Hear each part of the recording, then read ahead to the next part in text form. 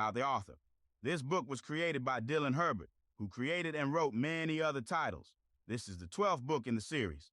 This book is connected to the exorcism of Aaron Galanis and Willy O. Stitches. All works by Dylan thus far relate to each book, diving deeper to create a world of horror as you learn more of the world of the Websters, Detective Robbie Wayne Clark, the Wayward, Earth, and those affected by the various characters. You will be captivated as you go down this rabbit hole. The title, Pastor Myers, is about a son finding out that his own father has enslaved the town of Islamorada, which is deep inside the Bayou of Florida. And when he starts to question it, he and his friends go down a rabbit hole of voodoo, hoodoo, and other elements of magic, possessions, and superstition. This book is a horror book and has topics that are not suitable for younger audiences, such as racism, racial slurs, profanity, strong religious topics, and strong violence. If you do not like horror-based topics, please do not read. If you are suffering from trauma, triggers, or any other mental illnesses, please do not read this title. This title has strong language that may be deemed as offensive to some.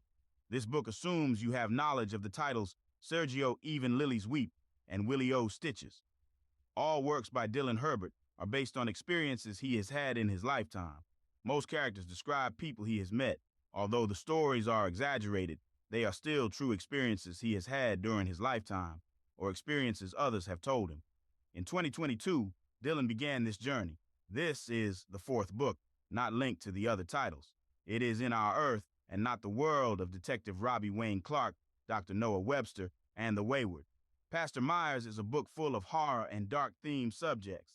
This book introduces new characters to the series. This book can be found on YouTube, Spotify, Wattpad, Goodreads, Apple's iBooks, the Kindle bookstore, and Amazon. Thanks for reading. Chapter 1. Not a normal day. It was a regular day that day. God was smiling upon the blessed children round the corner stores, the schools, and political parties. Even though Uncle Tyrone said God don't bless political talk, we saw a surge in his holy works amongst the community. Parents were gathering their children to head inside church as smiles, laughter, and praises to God could be heard. Won't that a beauty? All the little children them were singing glory to God just as the mamas and papas had taught them. Pastor Myers told of the wicked white folk who came from the pasture to subdue us. It was a scary story, Sir told his children. Nonetheless, the blue sky lit up the hearts of many a folk as the sun smiled upon its inhabitants. This day would be far from normal, far from happy, far from God's holy doing, for the devil crept in sheep's clothing, a real wolf amongst the lambs. It was Sunday, March 13th, 1966, when that beautiful day turned red not with blood but terror, stained with the disappearance of innocence as corpses laid about everywhere. Not in a literal sense, I must say, but their very essence, soul and make of the human form forever gone. Nobody died technically, but children opened a seemingly holy book. Not even root work practices would be able to help. The white folk were of the devil.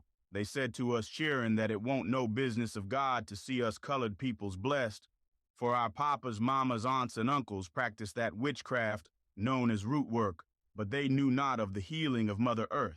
They yelled at us on the streets, in the buildings round the way, inside the churches, malls, and anywhere they could. Get your unholy asses into the light. No way, God has blessed the work of witchcraft. You sure need to be stirred, rattled, and baptized. I have a good mind to teach y'all a lesson. You hear me? Those folks oftentimes said to me. I would stir away from these folks, as my big sister Kalani said to me. I came from a large family of 5. The boy of the story was centered around Carl Wheeler, who disappeared along with the many folks of the town of Islamorada, Florida. Carl was my friend, but he started acting strange after playing with things adults told us to never dabble with. But we did not listen, and soon the tale took place where God's light don't shine. A darkened story of mystery. It took place deep down in the South. Florida soil was tainted by something grave. But how could we ever have known? For this town was once filled with life, and now, folks, they were nothing more than a dead husk. Its only survivor was me, the son of Pastor Arnold Meyer. My name is Newman Myers. Oftentimes I did not feel like I fit in, for Pastor Myers was half white folk, half nigger. That is what the folks said anyways. Half blessed by God, half blessed by the devil. The Wheelers never took their hatred for the sinful white men against out on me. I came out white, but they still treated me as their own. My voice sounded like a Negro, so I was sometimes accepted. Maybe the mixed race then was evolving. My daddy used to tell me not to mingle with folks like that, but why was my daddy a Negro in appearance? But I wasn't. He said Mama died while giving childbirth, and she was a white woman, so I must have taken after her. In the end, when it was said and done, Papa had murdered his entire congregation, performed heinous crimes on the community, and birthed a demon out of pure greed. People could be heard singing praises to God, and people bowing down praises to Jesus, until the footsteps of Pastor Edgar Myers came and all would silence their noise. They stopped praising God, and soon all eyes stared at the man. We have come to rise in these hard times, my blessed Sharon. God for so many years told the white man that he was to be blessed. But what about us? Our people have been mocked, beaten, and chained for years, and we are tired. We cannot. That is why we must purify our souls. Let us partake in the Bimil Setunu. Let us rid ourselves of sin, and let it be known God Almighty is great. Drink of Bimil, for she stood against Satan and partook in his flesh to save us from darkness. Drink of Setunu, the ancient great Loa who purified himself for 7 entire days and took on man's sin as his own before dying for us all. Together, Bimil Setunu became one, and now is telling me that we must be cleansed of the crackers. We must be free from the Negroes who side in satanic rituals of the false prophets. Even now they seek to corrupt our children. Let us rise and be free, he said to the congregation, and all was silent. Soon we all partook in the drink we all assumed to be grape juice, but things would be strange. After church, we all had lunch. Everyone was at Ms. Brown's house. She had a huge house, said to be a widow, said to be a crazed woman at times, but now we were all eating good food until I asked her a question, but she did not reply. Her eyes seemingly to be in another place, her limbs stiff, her skin dry, and she soon spoke. He comes to take you from evil. He eats even the evil babies. He swallows them in his belly. It will not be satisfied until they are gone, dear. He screams at us for allowing them to live sinfully. They will burn as their eyes are cut out with knives and forks. He is tired of the darkness in their hearts. The North must be saved. The South is corrupted in sin. Bring them back to the earth, she screamed. Ms. Brown, I asked repeatedly, but she kept saying that gibberish. Suddenly, my father said he would take care of her, for now folk were staring at her. He took her inside, and soon, people went back home. Nobody would ever see her again. I was confused, for she was an outgoing woman. When I asked my father where she went, he was vague and short. He said that she was just tired and needed some time to recover, for she was an older woman. I asked my friends Kalani, Carl, Ben, and Jashawn about the strange event, and they had no idea. This was far from a normal day. What was going on with Miss Brown? Maybe she was just tired. She used to be sweet and kind, but ever since the death of her late husband, she was changed. Nobody believed her tales that Pastor Myers was up to no good, for she believed in strange conspiracies like them white folks from the city. It won't some people would just up and believe, but in the following days she would vanish as if she never existed. What happened in the year of 1966 was strange and could send fear into the spines of all who heard the tale. Chapter 2, Mr. Kettle. Questions filled the minds of many, for the devil crept in like a thief. Folks worried and concerned about the disappearance of Ms. Evelyn Brown. Some glad that crazy woman gone, for he no doubt was just as miserable as the white folk, but a great feeling of uneasiness filled my heart. Good riddance to that woman of the devil. The evil Loa Gady must have taken her to the crossroads of death.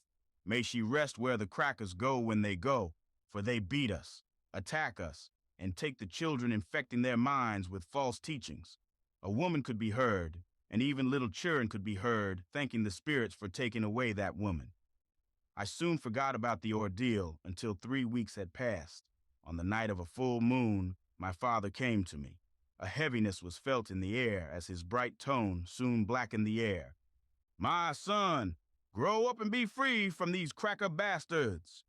Don't become weak, stupid, and useless.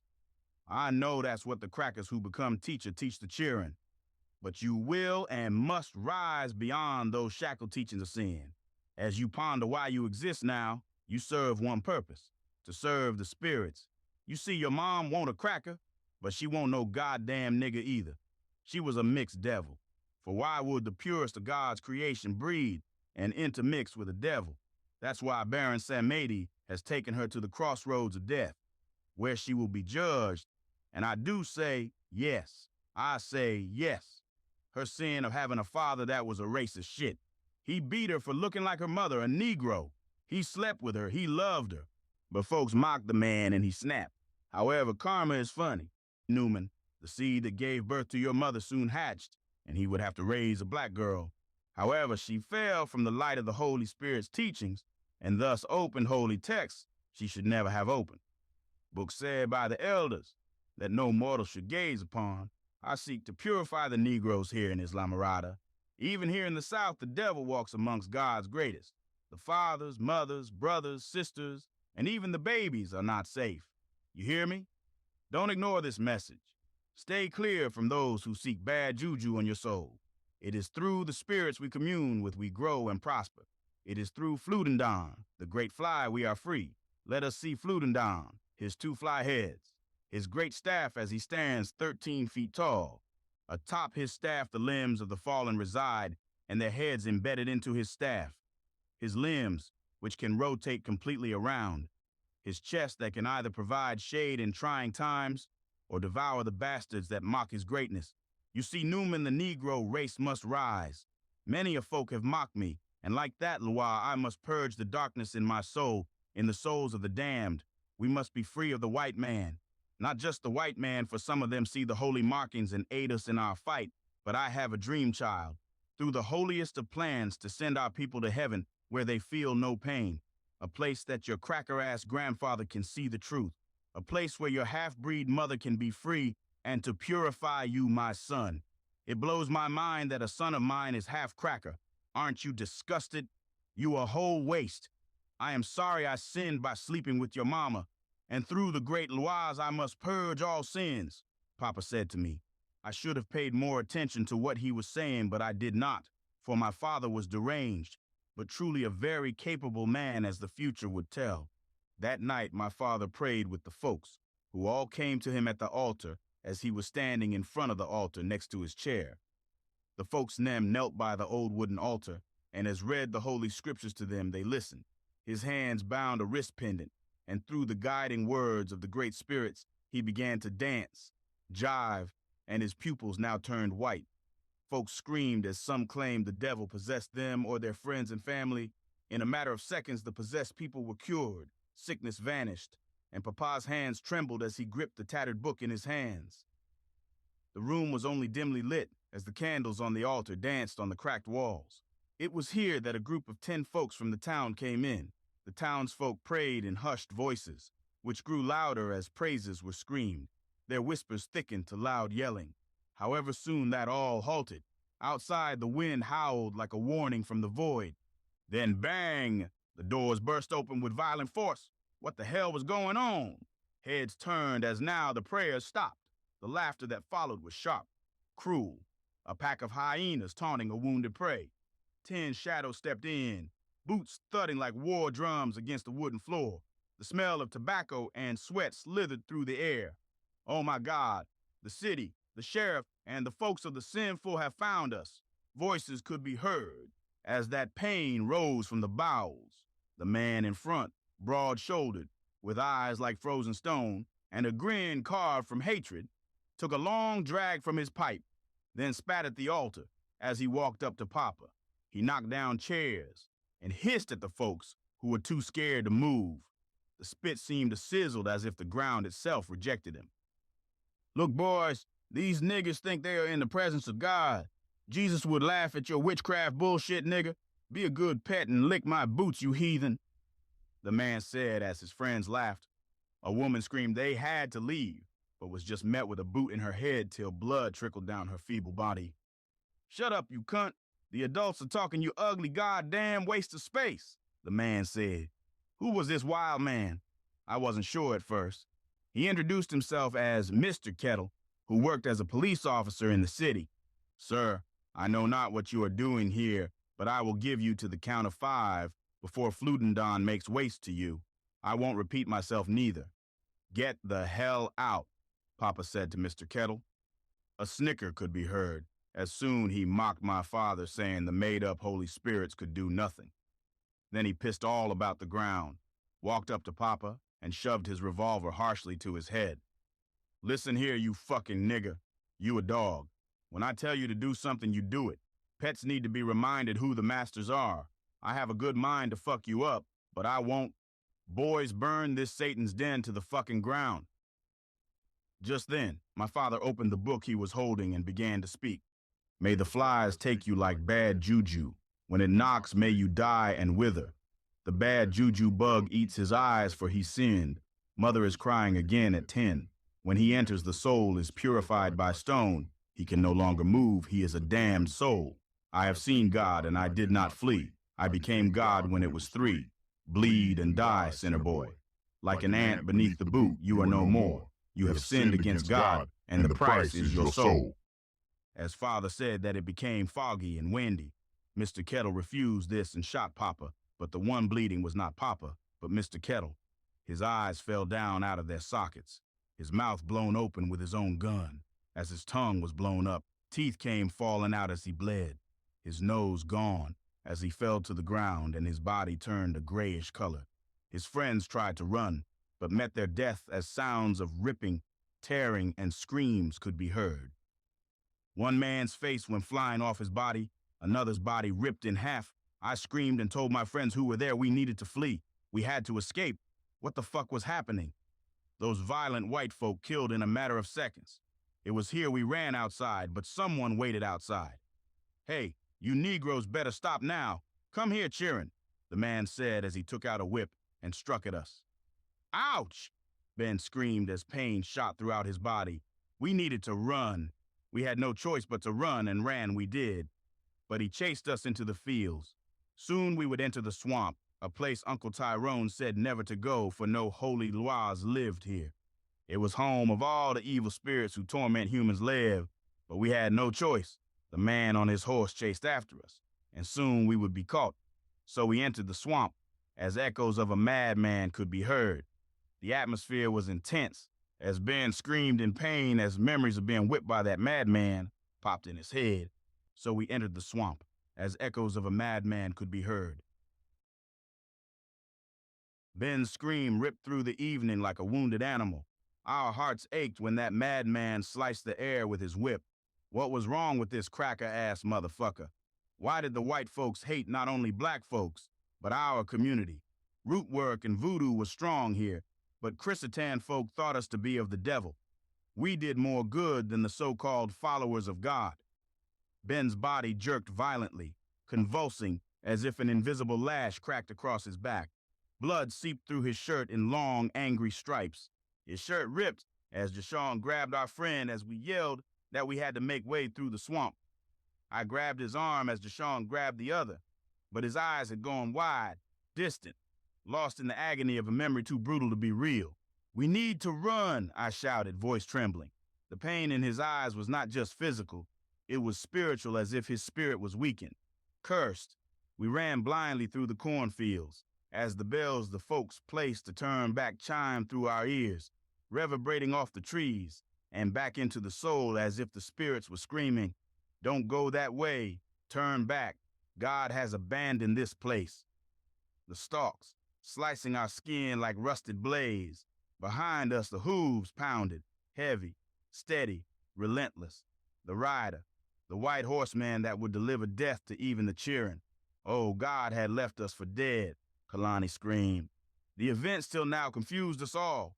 What did Papa do? Why did it feel so evil? We never saw his face. Only the black horse with eyes glowing like coals, and the shadow that sat upon it, laughing low and cruel, dragging a length of rusted chain that rattled like bones. Maybe it was fear, but he was gaining on us. We had no choice. Ahead, the swamp loomed. No, Ben rasped, barely able to speak. Uncle Tyrone said no soul comes back out. No, I won't go in with you. Let go of me, he said, but I grabbed him harder and forced him to go with us. We had no choice. The path behind was fire and death. Roots dead as bad juju and ancient spiritual vibrational energy could be felt. No sweet birds sang, but vultures, crows, and buzzards were flocking around. The closer we all came, the more Nam words of Uncle Tyrone came into head.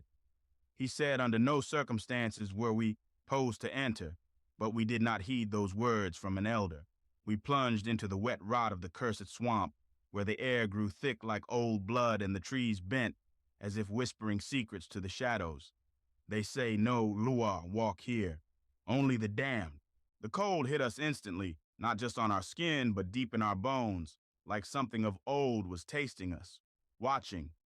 We shivered as the breath could be seen with reach inhale. The whispers started, faint at first, then louder, disjointed voices, begging, praying, screaming, and laughing. Ben dropped to his knees. What the fuck is in here with us? They're touching me. Help! Please, God, help us! He sobbed. However, we not of what that boy was saying. I told Ben to calm down.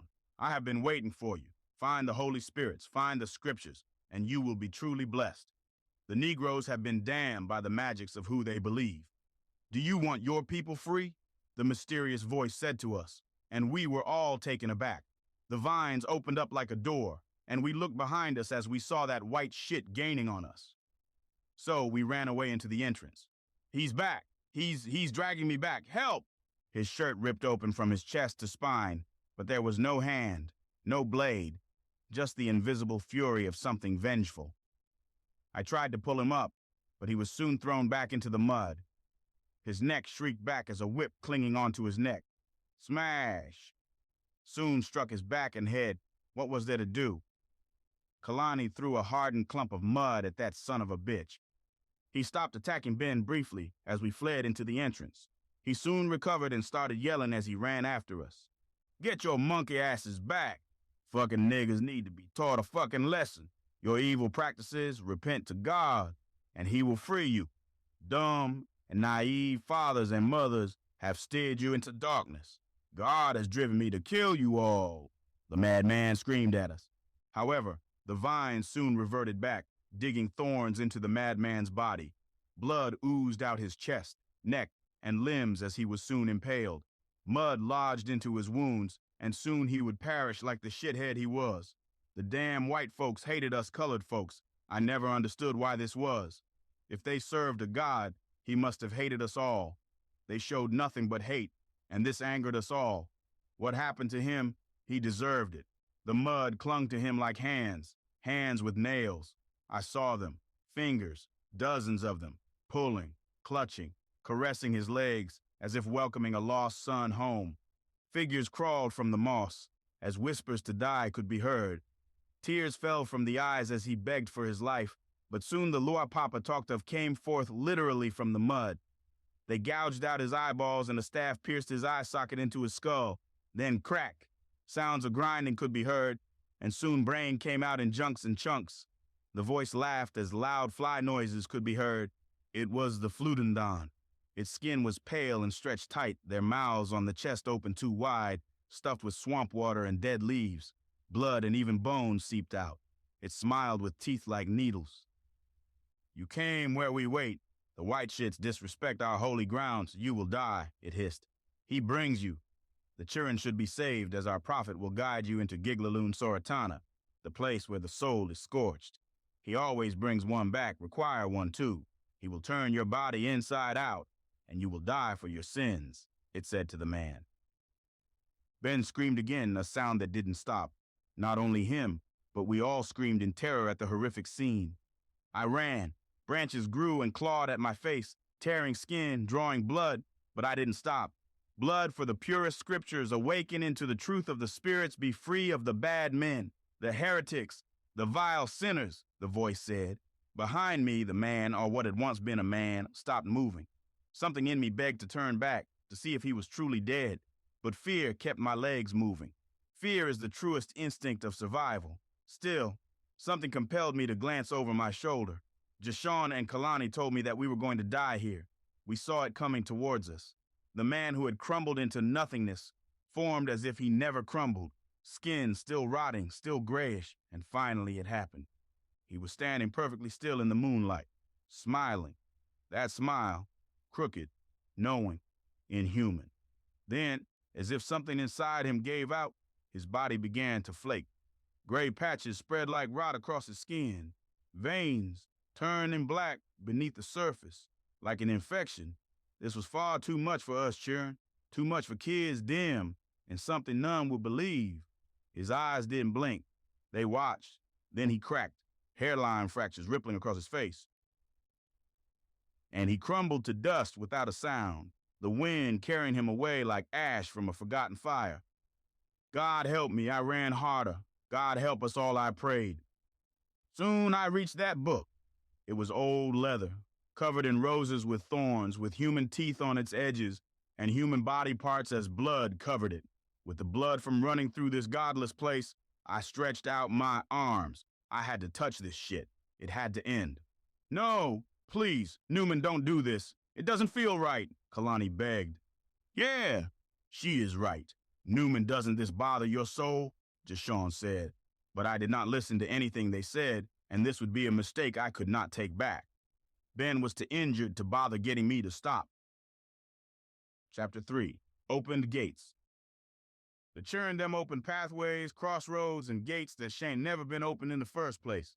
There were unsettling sounds, culminating in a loud bang. Inside the swamp was unholy ground that should have never been disturbed. We disturbed the lower in this place. The words of the old people nem void, vacant and null as we still decided to peer beyond the devil's veil. The whiteys done chased, whipped, and attack us for being niggas, they say. If they could have they way with us, we'd all be enslaved like chimpanzees. They saw us as monkeys. We saw them as evil. But who was really in the right?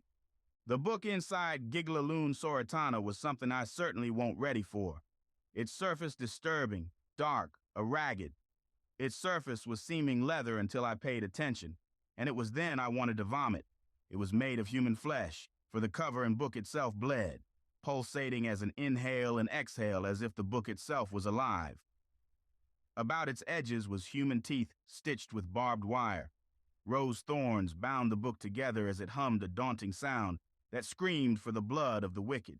Jashawn, Ben, Kalani, and I all heard something different, but it tried to seduce us into spilling the blood on its pages. Human body parts came out of the book, ears, eyeballs, tongues, and more. It was disturbing, it was unholy, and it infected the sanity of our minds. We have to turn around, Newman. We have no fucking time for this bullshit, Jashawn screamed. I told Jashawn it won't no time for childish games, for those crack-ass baboons was trying to kill us. They would see us dead, for that madman on the horses chased us through the cornfields. Damn the pastures, and out here in the badlands of the swamp, we have committed a grave sin already by just coming into the Giggaloon Soratana. Lord have mercy, we should have never gave that wicked book our blood. I reckon deep down, we knew something foul was waiting behind them pages. Something older than death and meaner than sin. The old folks then was hollering, screaming, and warned us after when that wind come hollering through the altar room like a banshee riding a cyclone. The book sprung open with fangs like a copperhead mid-strike. The teeth about its edges, no longer dead like the corpses them city folk made in their wake. The pages was full of blasphemies no good soul ought to see. Rituals done with knives, hooks, and screams. But it was page 472 that near stopped my heart. Virgins, ripped apart, bodies dismembered and flesh-eaten. Mothers frozen in fear as their souls was plucked, and they babies killed in front of their eyes. It showed a preacher, high and mighty in his robes, standing over a blood-soaked pulpit, his flock laid out like hogs for butchering. Behind him loomed a shadow, long and crooked, like it done crawled up from hell itself into the very body of the preacher. Snow started falling gentle-like, but when it touched my hand, I knew It won't snow. It was ash, human ash. Here I realized this was hell, and the priest was someone I knew all too well. Then I saw through Papa's eyes. He was that preacher. His voice trembled with root work chants, calling on spirits best left in the dirt. Loire far darker than Legba, Gady, and even Baron Samedi. He ain't just killed the congregation. He offered them, body and soul, to that thing behind him. Their souls screeched as they were pulled from flesh like meat from bone, like fried chicken. Flies danced in the thick air, and them bodies, Lord help me, they twitched even after death. The bodies smiled as if they seemed different, seemed changed, seemed something darker in nature. Their skin cracked like dry clay, and them sacks, those cursed sacks, grew like tumors on their necks, writhing with something still moving inside. It squirmed and bugs peered through like something of the devil. Finally, Papa killed the multitude of them folks. What was I to do? Then the shadow pointed to me and my friends. Don't let them white fucks call you out your name. You know nigger, negro, or monkey. Rip them anew, bash their heads to the ground, rise my child and no peace. I have come for vengeance. I will kill a lot of them. They believe not in God, but that false shit they have been brainwashed in believing. Meet me back where the church still stands. They tried burning down God's house of holiness but failed, and thus we spoke to you through this turmoil and aligned the pieces, the book said.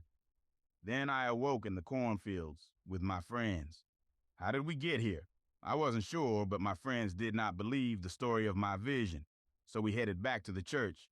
But along the way, Uncle Tyrone was there. He screamed, "Why did you come from that unholy place? We Negroes must never go there, never. Pray for forgiveness," he screamed at us, but we walked past him. We had to see the outcome of Mr. Kettle and my father, Arnold Myers. Chapter 4. The Message from Beyond. As the chaotic evening unraveled, so did the insanity of the night as madness took root like a newborn baby who ain't loosen its grip.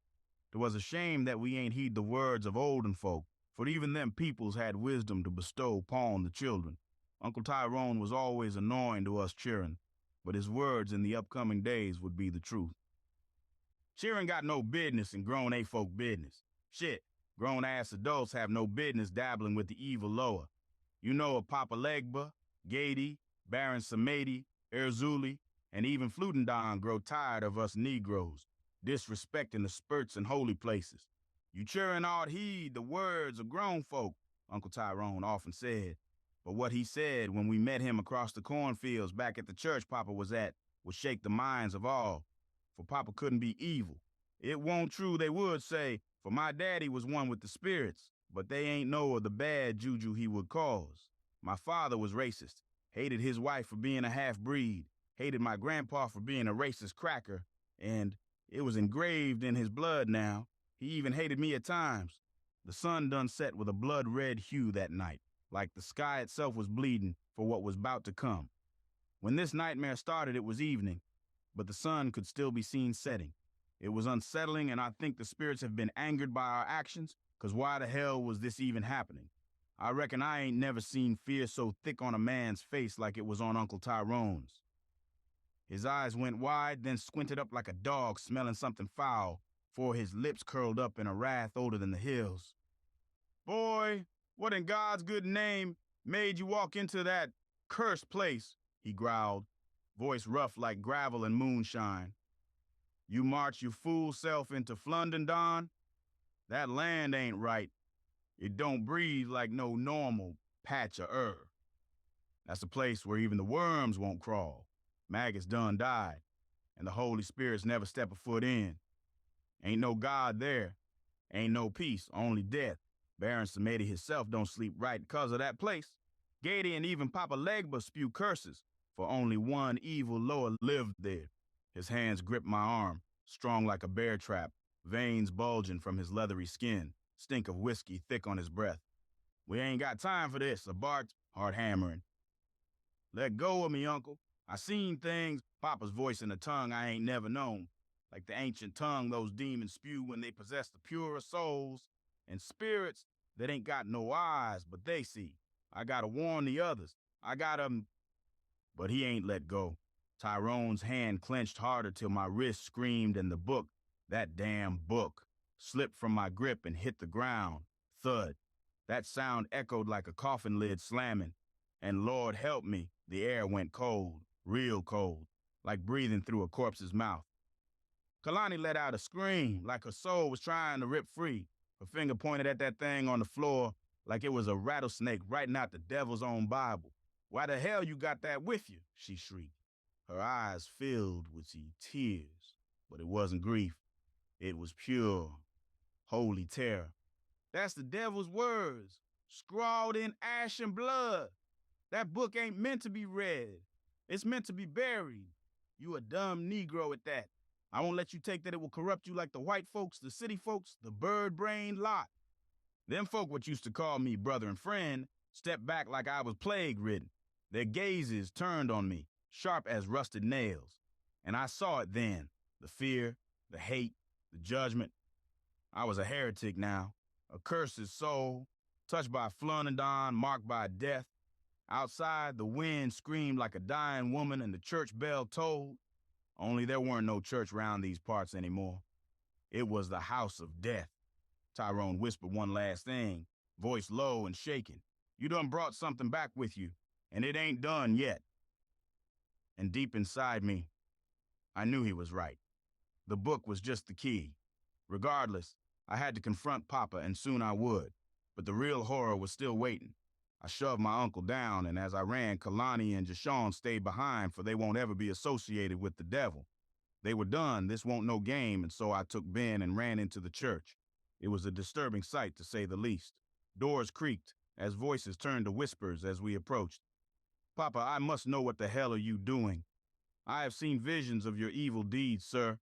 The white men the devil sent chased us out of this, and we ended up in the unholy lands, Giglaloon Soritana, the place where the soul is scorched.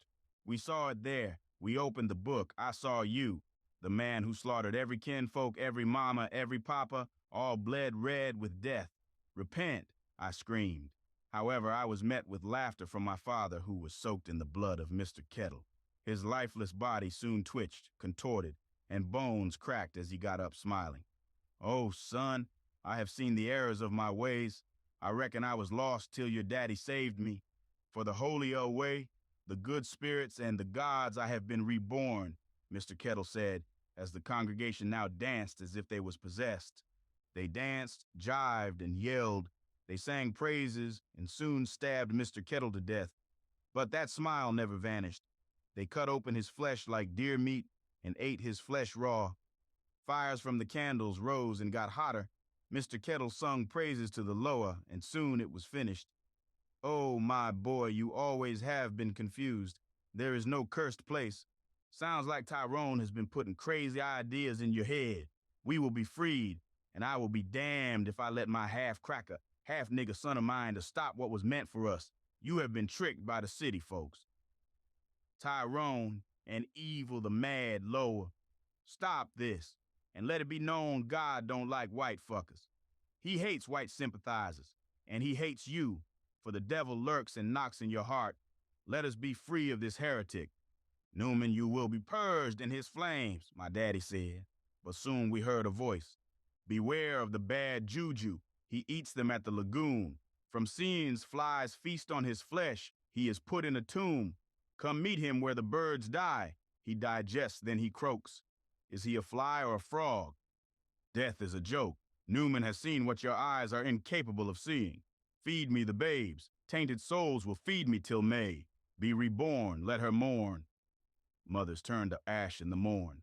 The voice said as ash fell in the church, people's bodies vanished in the fog.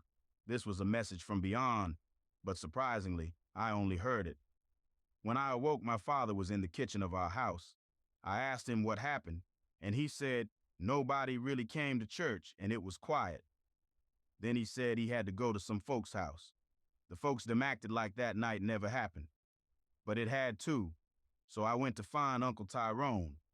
But when I went to his house, he wasn't there, like he just upped and disappeared. Nobody had seen him, Jashawn or Kalani. Where did they vanish to? I wouldn't know till later that week at the festival. Chapter 5, The Vanishing of Carl Wheeler. I went outside to school.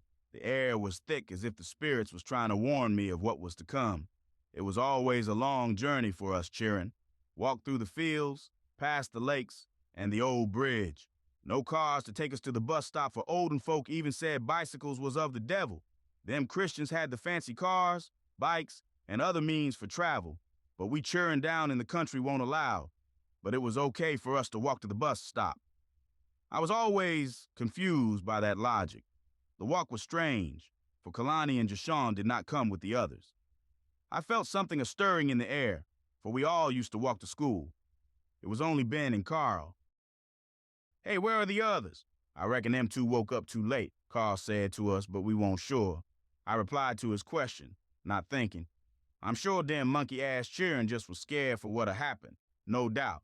After all, they just lazy hogs," I said in a mocking tone. And now all the kids looked at me. It just slipped out, and one kid got in my face and began to yell angrily. "What gives you the fucking right to call us monkeys? Bet you call us niggas like the white folk. Shit, you pale enough to be a white shit. You may hide behind your daddy boy, but here in the bayous, where spirits, gators, and the damn catfish live, you won't find no help nowhere." Charles Westman said to me. I apologized and said I was just stressed, but they ain't believe me no way. This wannabe Negro think he better than us. We all know your mama won't know nigga or a cracker. Curse being both, but looking like damn racist white fuckers. "Newman, you ain't no saint. Yo, daddy done laid with the devils in the bayou, lagoon, and crossroads. I have a mind to fuck you up, but no, I won't do none. You probably got damn white folks trying to hunt us to extinction. Don't pretend to be us, you white Negro boy," Charles Westman said. Suddenly I heard laughter, and they spat "pon" me. What the fuck? They took it too far. Carl said to let it go, and I did for a minute. I told everyone to walk ahead of me. I needed to talk to Charles, alone. He was a tall boy. Bit of muscles, I reckon, was from doing farm work with his daddy and brothers. "What you want, you fucking cracker?" Charles said. It was a voice in my head telling me to let go. A beautiful woman's voice. I let go. I just wanted to apologize to him. But when I came to it, his body was in the bayou waters. His arms twisted back, his neck snapped, his torso off his body, and blood everywhere. This had to be a dream, but I looked at my clothes, and there was blood about my shirt. I wiped it off as best I could with the grass and water till it just looked like a stain. Then I ran back to where my friends was. "Where Charles at?" Ben asked, but I told everyone he said he was going home for the day. No adults here would find him neither. Them gators done ate his body, or that's what I thought anyways. Islamorada, Florida was sitting next to a bayou beyond the Dutch's quarters. This town made up of mostly whites, but the Dutch, French, and us colored folks lived here. Folks always said the bayou held more than just gators and catfish. They spoke low about spirits in the trees and whispers in the wind, but most folks laughed it off. "Ain't no goddamn law here. Take that foolishness elsewhere," folks damn said often. It was 5 miles to the bus stop. They was always the loud ones, joking in the back of class, throwing paper balls and sweet talking. Always the first ones here waiting for us, I reckon. For once, upon a time, they always showed up fast. Later that day, Miss Wilkins gave the children homework, always talking about some city folk shit. How we had to learn from them people of the olden world. Shit, might be that we was blacks at the story of Harry the Tubman, who died in March 10th, 1913. She helped the Negroes against the plantations, slavery, and the evil white cracker shits with the Underground Railroads.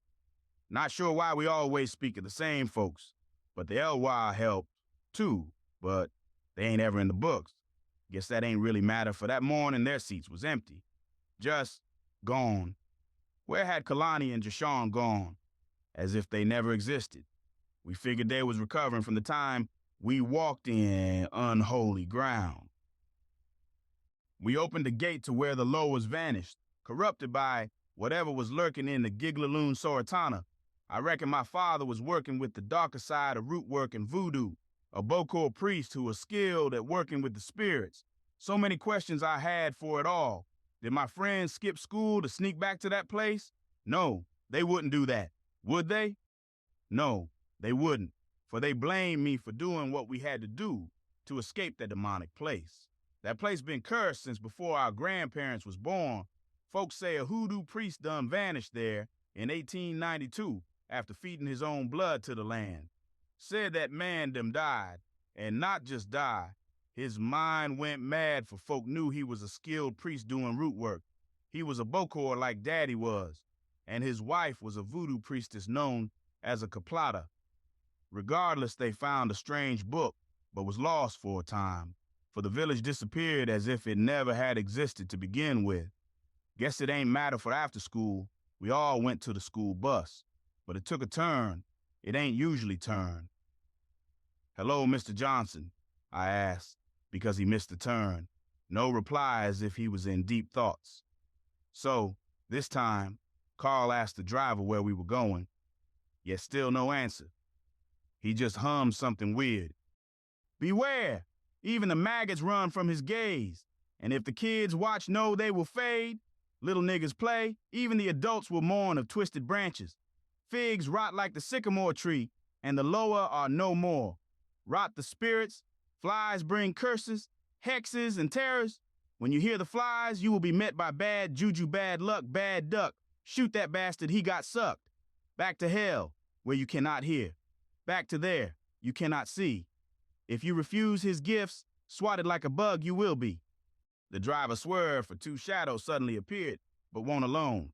We swerved into a ditch and soon into the woods. We tumbled and hit our heads. Soon we stopped. I peer out the glass and we saw it. Figures but looked like Kalani and Jashawn. How the fuck did they end up here? They slowly approached us. I screamed out for them. I ran out of the bus with Ben and Carl, but when we got out, the two was already walking in the woods with a strange other figure. I took no time to think. I raced to them. The trees looked gloomy as thick grass rose out of nowhere. "I see this nigga finally joined us. Half-breed nigga cracker finally comes. I told you before you ain't shit. You shan't do none. Be useless like your mother, boy. Tell me what the fuck you was doing at that unholy place?" a familiar voice said. I was shaking with fear, and my friends looked different. Their skin was pale gray, like old ash rubbed on bone.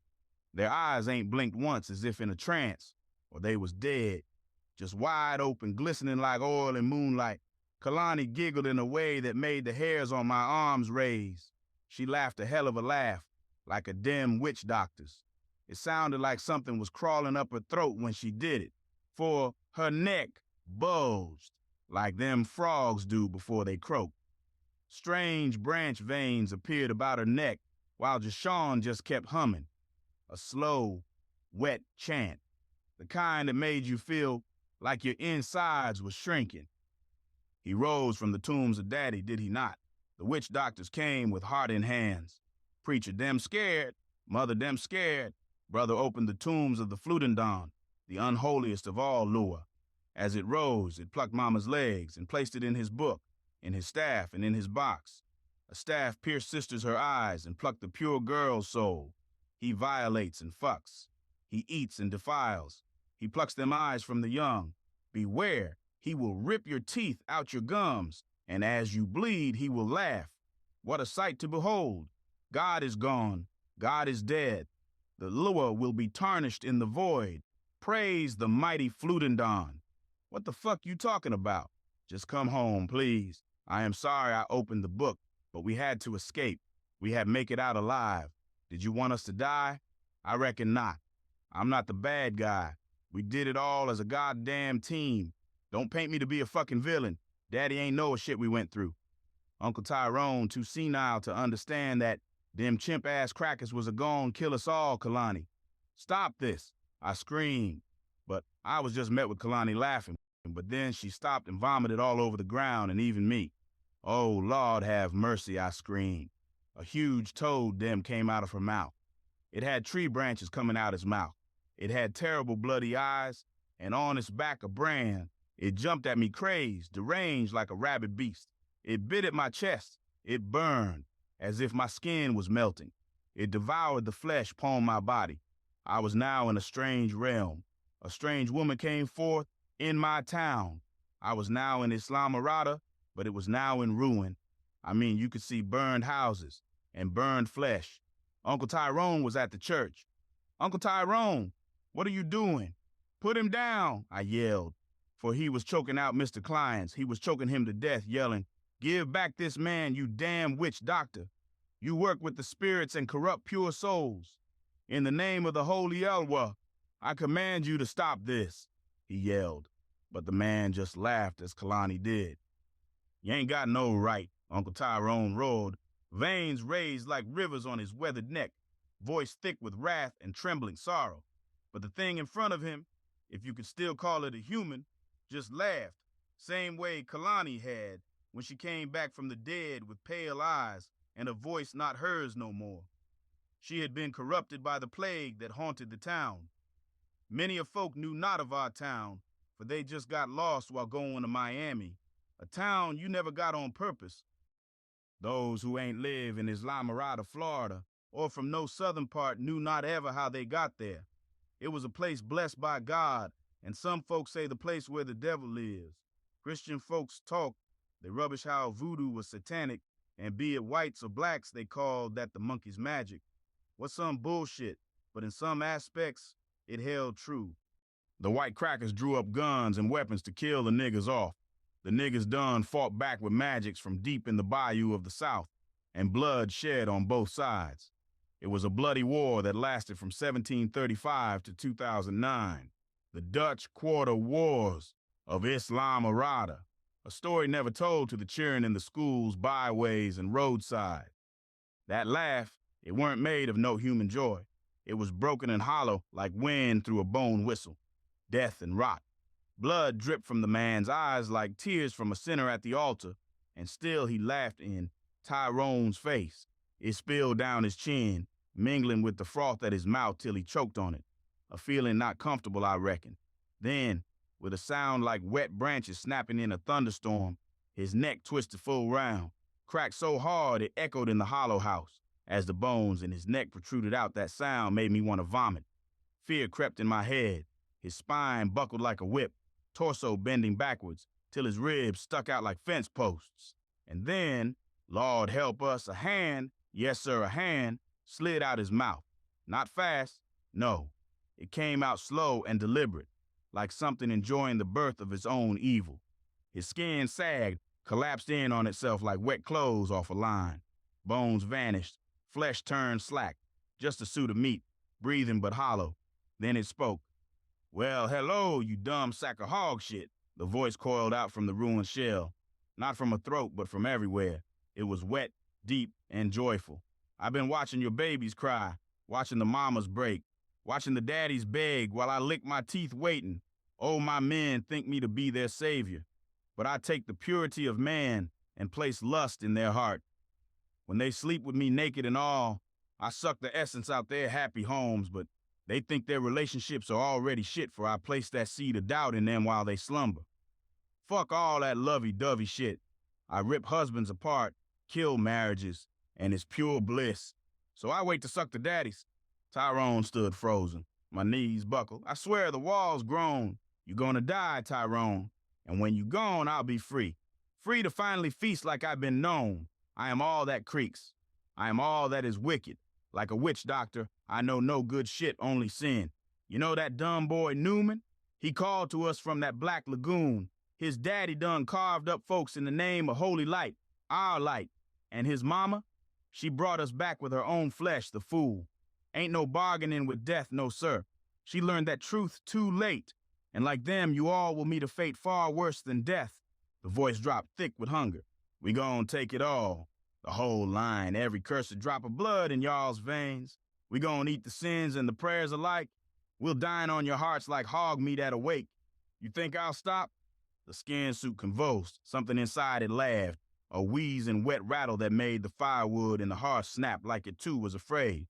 "You stupid backwater niggas. You think I'll stop?" Its face, what was left, grinned wide, splitting at the corners. I will not stop. And when I get to your heart, Tyrone, I'll eat it slow while you watch, the woman said before I awoke from this nightmare. Kalani and Jashawn gone. Ben screaming where our friends had gone. Wet liquid dripping from my body. It was blood. What happened? I told none what dark voodoo I had seen. A policeman found me, and thank God he was a colored folk. He said he grew up in Islamorada, and I had to leave as soon as possible. My friends was gone. My life ain't make no sense. Carl would vanish, and shit would get worse as time went on. Chapter 6, Daddy Kills the Mask. Part 1, The Bayou Sings. The cicada screamed like dying saints in the thick breath of the bayou air, and not even the moon dared show her face through the weeping moss. I was in shock, for had I seen a premonition, or was I going mad?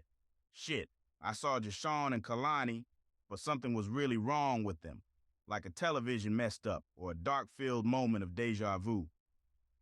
A deputy rolled slow down a dirt path off of the crashed school bus.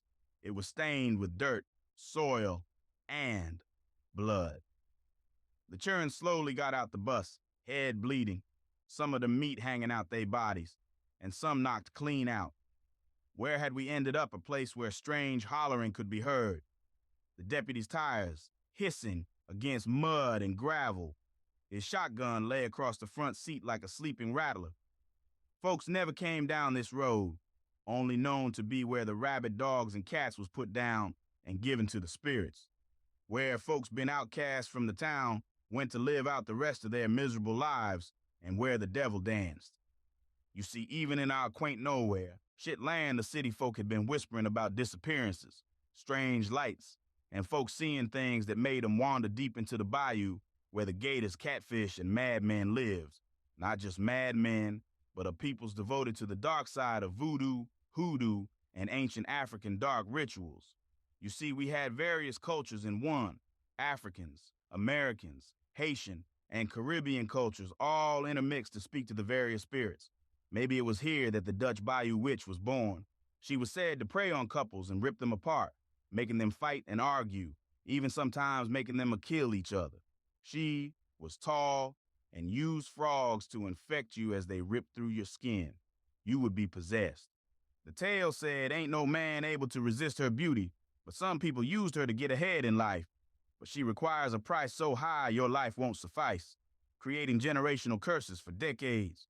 Sounds like gibberish, but who to say it ain't real? Those who entered these satanic woods never came back. At least they never came back regular, always crazed like them folks screaming nonsense, as the devil done took their soul. The devil ran and darkened their mind with insanity, the type that corrupts the very soul them. So now the city folk felt something going afoot here in the country parts. But it was what he saw while driving past the rural areas that brought him out this far. He found the dead body of a boy. Had it been the body of Charles? My karma was catching up to me so fast. It had started in sleep, a dream that didn't feel like a dream, more of a night terror, from the boogeyman dim. Sherman had seen fire in the trees, roots writhing like snakes, and a boy with blood on his shirt crying beneath the gaze of something with too many mouths, speaking in tongues older than sin. Why the woods was on fire. Something ain't feel right, like devil was lurking these parts of Islamorada. When he woke from that bizarre feeling, the marks were still on his skin, like something had gripped his arms in sleep and dared him to look deeper. He saw a woman damn near the woods, just a-walking as if she was lost, but why she was here. "Hey, ma'am, this the police. It's not safe near around these parts. Don't you know the crooked hogs done live down here? Them savage madmen from the Dutch's quarters.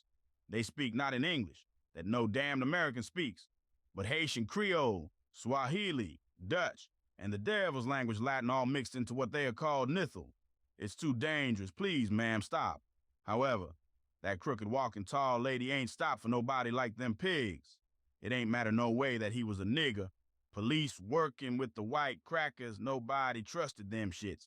Thus, he ran into the woods, but that is when he saw the school bus. He knew the boy's face. He recognized it, for he grew up in Islamorada, his daddy a preacher. It was him, Newman, the preacher's boy. Soon now he found himself here in the swampy bayou, school bus turned over, blood smeared over everything like a crime scene. Stomach tight as nausea filled his tummy like the runs. The folks won't believe shit from a pig, from a cracker follower, from a nigger to blinded to see the truth, but still loyal to his peoples. He took the cheering them he could in his vehicle, called for backup, and soon I, Newman, and some of the cheering would come home safe, but the terror of crashing forever lodged in their mind like some foul shit. Deputy Sherman said he felt the darkness. He felt helpless. He felt his heart sank, for he recognized bus number 2. It was from the school that all kids from Islamorada, Florida, went on as they went into the city. He remembered his days inside that very school bus. Tears filled his heart, as what could have taken a turn for the worse. However, even with the sight of a crashed bus, it was soon he saw a strange boy calling out for his friend. It was Newman Myers. Over and over the loop played, driving through the Dutch quarters, seeing the dead boy, seeing a crashed school bus, hearing mad screams with crows and vultures, and then seeing Newman venture off deeper. Like a broken record, it wouldn't stop. Then he finally snapped out of it. The deputy finally saw him. Newman stood frozen like near a tree that looked half alive, bark blackened and slick with some kind of tar, but you could see a sturky goo-like substance trickling down as blood oozed from the tree bark itself. Children laughing about as fast-paced footsteps could be heard about. The boy's eyes were wild, glassy, and wrong, like he had stared into God's eye and found it blind, pupils completely white. His clothes were dirty with dirt and grime, no doubt from running through these woods. Fingers smeared in something red, although faded it was. None could doubt that he smelled like blood, and he was whispering fast, over and over. 2 other friends were behind in, not close, but not far away. It was through another angle, Sherman seen the eyes and actions of Newman as if he was in a trance. Don't let him take me. Oh, Lord have mercy on me. Please. I'm sorry I done fucked with the spirits, dem. Oh, Daddy, I reckon to God Almighty. I should have listened for real. The book speaks to me.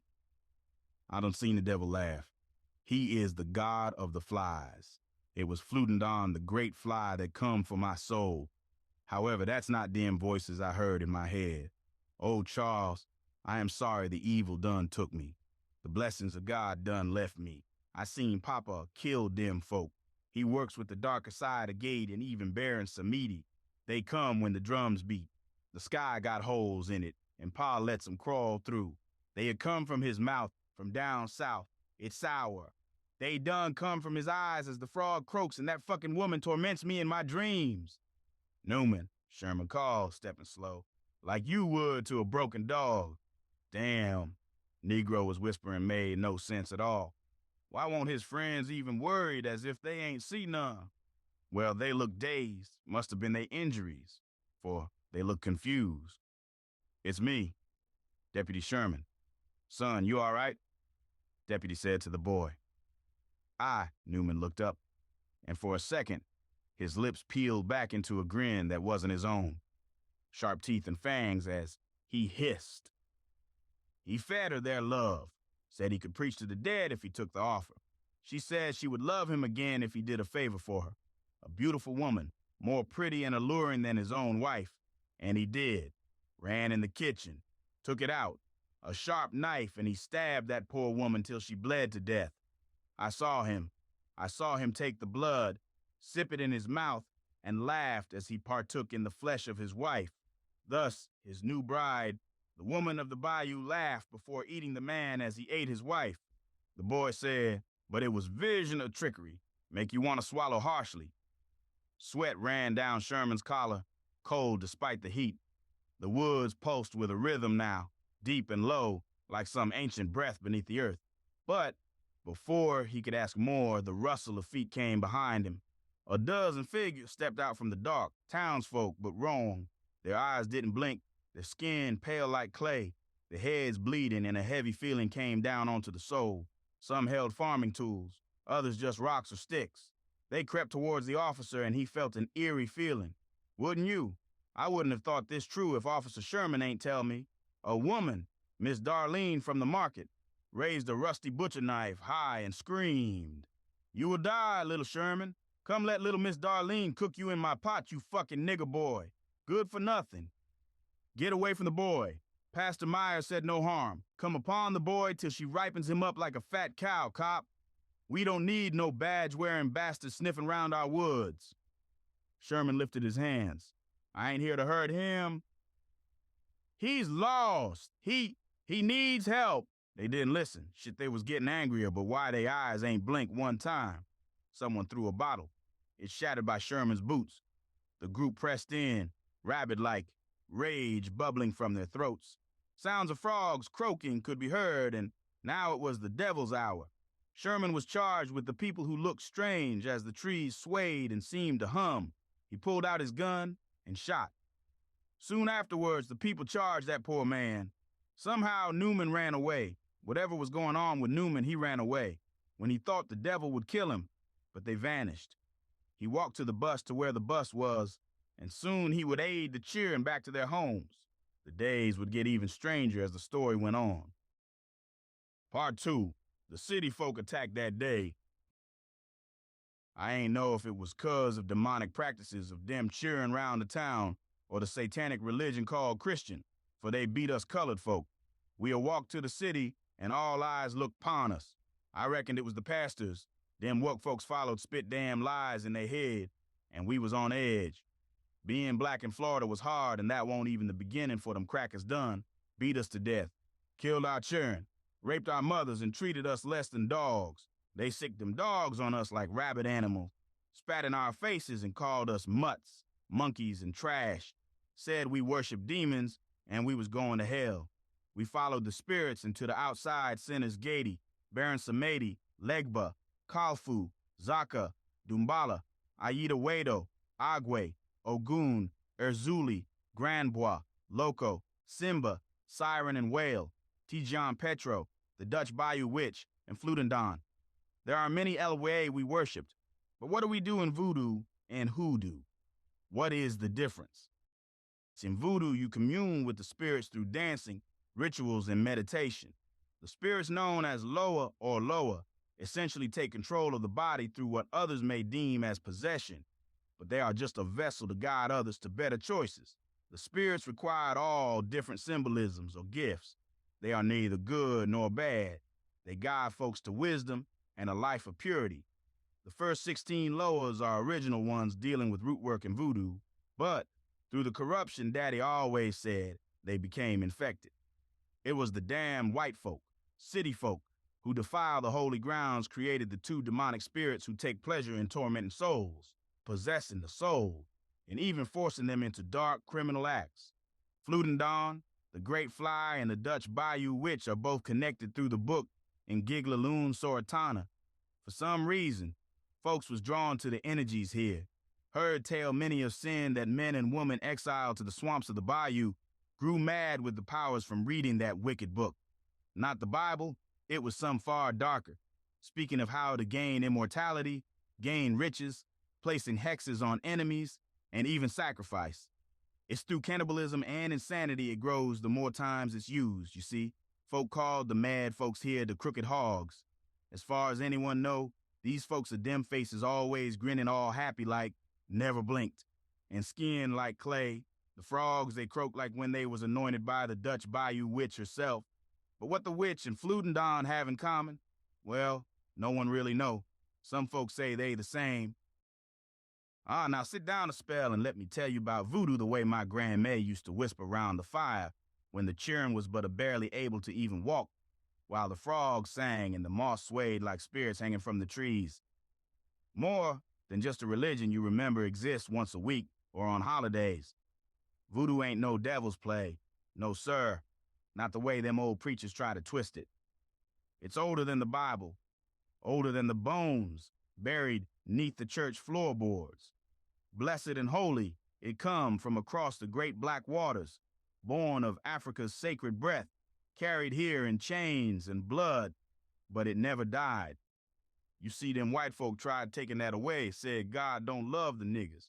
They have said God don't like black, 'cause black folk is stupid and useless. But that ain't right. It was sacred to our people.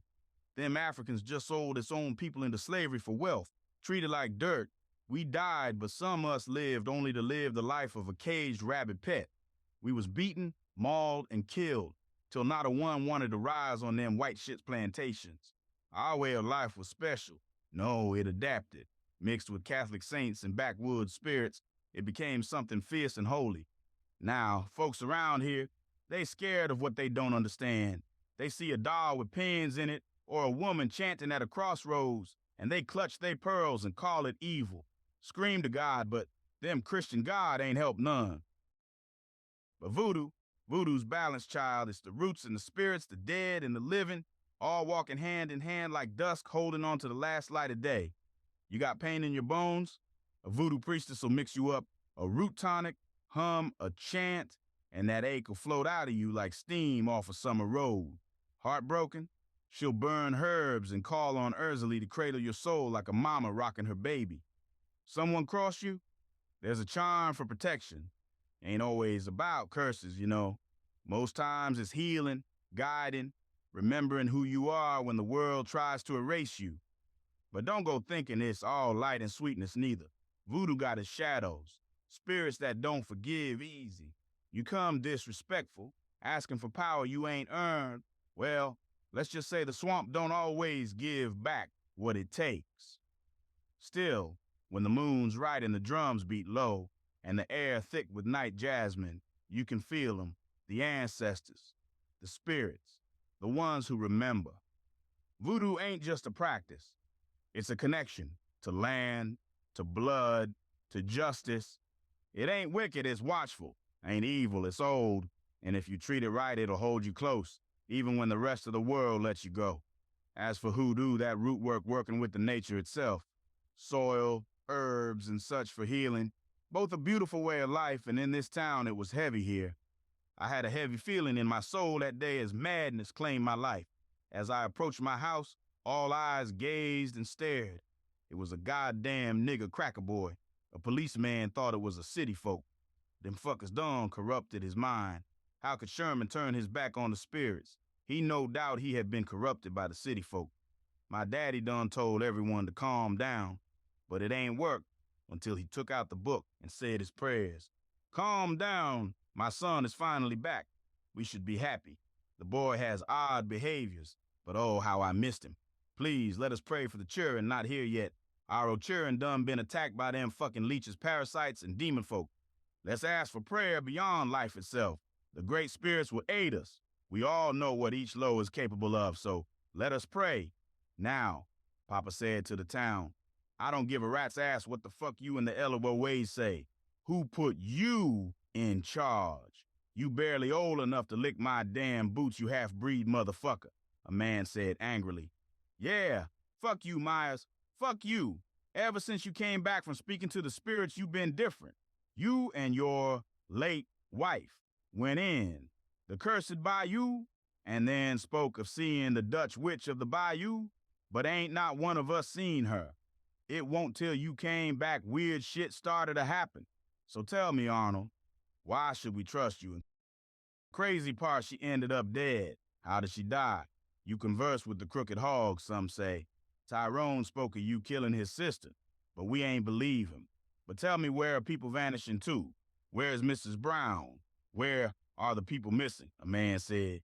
Even at dawn, the lovers did not believe it. Even at dawn, the marriage was deceased. The flies seek the eyes of the wicked. The frog eats his throat. The devil ate the babies. Did mother see it clearly? In the Dutch's quarters. She rose and rose, taller than a man, taller than the trees. May God take his soul to the swamp. She ate his fingers before their marriage eroded. But when he smiles, when she creeps, your body be possessed when it's 3. Creaks and creaks, hungry and feast. Eat the stomach till you bleed. God has left you. Beware of the bad juju. As my father said this, the man who started yelling at Daddy stopped. He started to smile and cry happy tears. Oh, my Pastor Myers, I am so sorry. Please forgive my rudeness. I know you are scared and seek the Spirit's help like the rest of us. He then was invited to my father's office, but before he left, he smiled and pointed at the congregation. I see them a coming for you, boy. You done sinned against all, murdered that boy. You killed that boy. Tall and skinny he was. Oh, Lord. You killed an innocent boy, but now the gators ate him up. You touched that sin-filled book, stupid boy. No Negro you are, you cracker-ass fucker. You send the bad men on us. You know, nigga, God has fallen from your heart. The Flutendon will eat you up and put your teeth, tongue, and eyeballs on the staff he done carries and holds. Oh, man, you dead. You a dead shit. You sinner boy, the man said, as he smiled without blinking, as a fly landed on that man's eyeballs. Then my daddy spoke with him. What the fuck was he talking about? I had no memories, or maybe I reckon I ain't want to remember none. Not a thing. Maybe it was just a crazy week. God was cursing us. Suddenly a group of police came in. It was the sheriff dem and his dogs. They walked to the lot of us. Hey, you mutts, get down and lick my boots, you fucking niggas. Now I heard tale of a dead boy.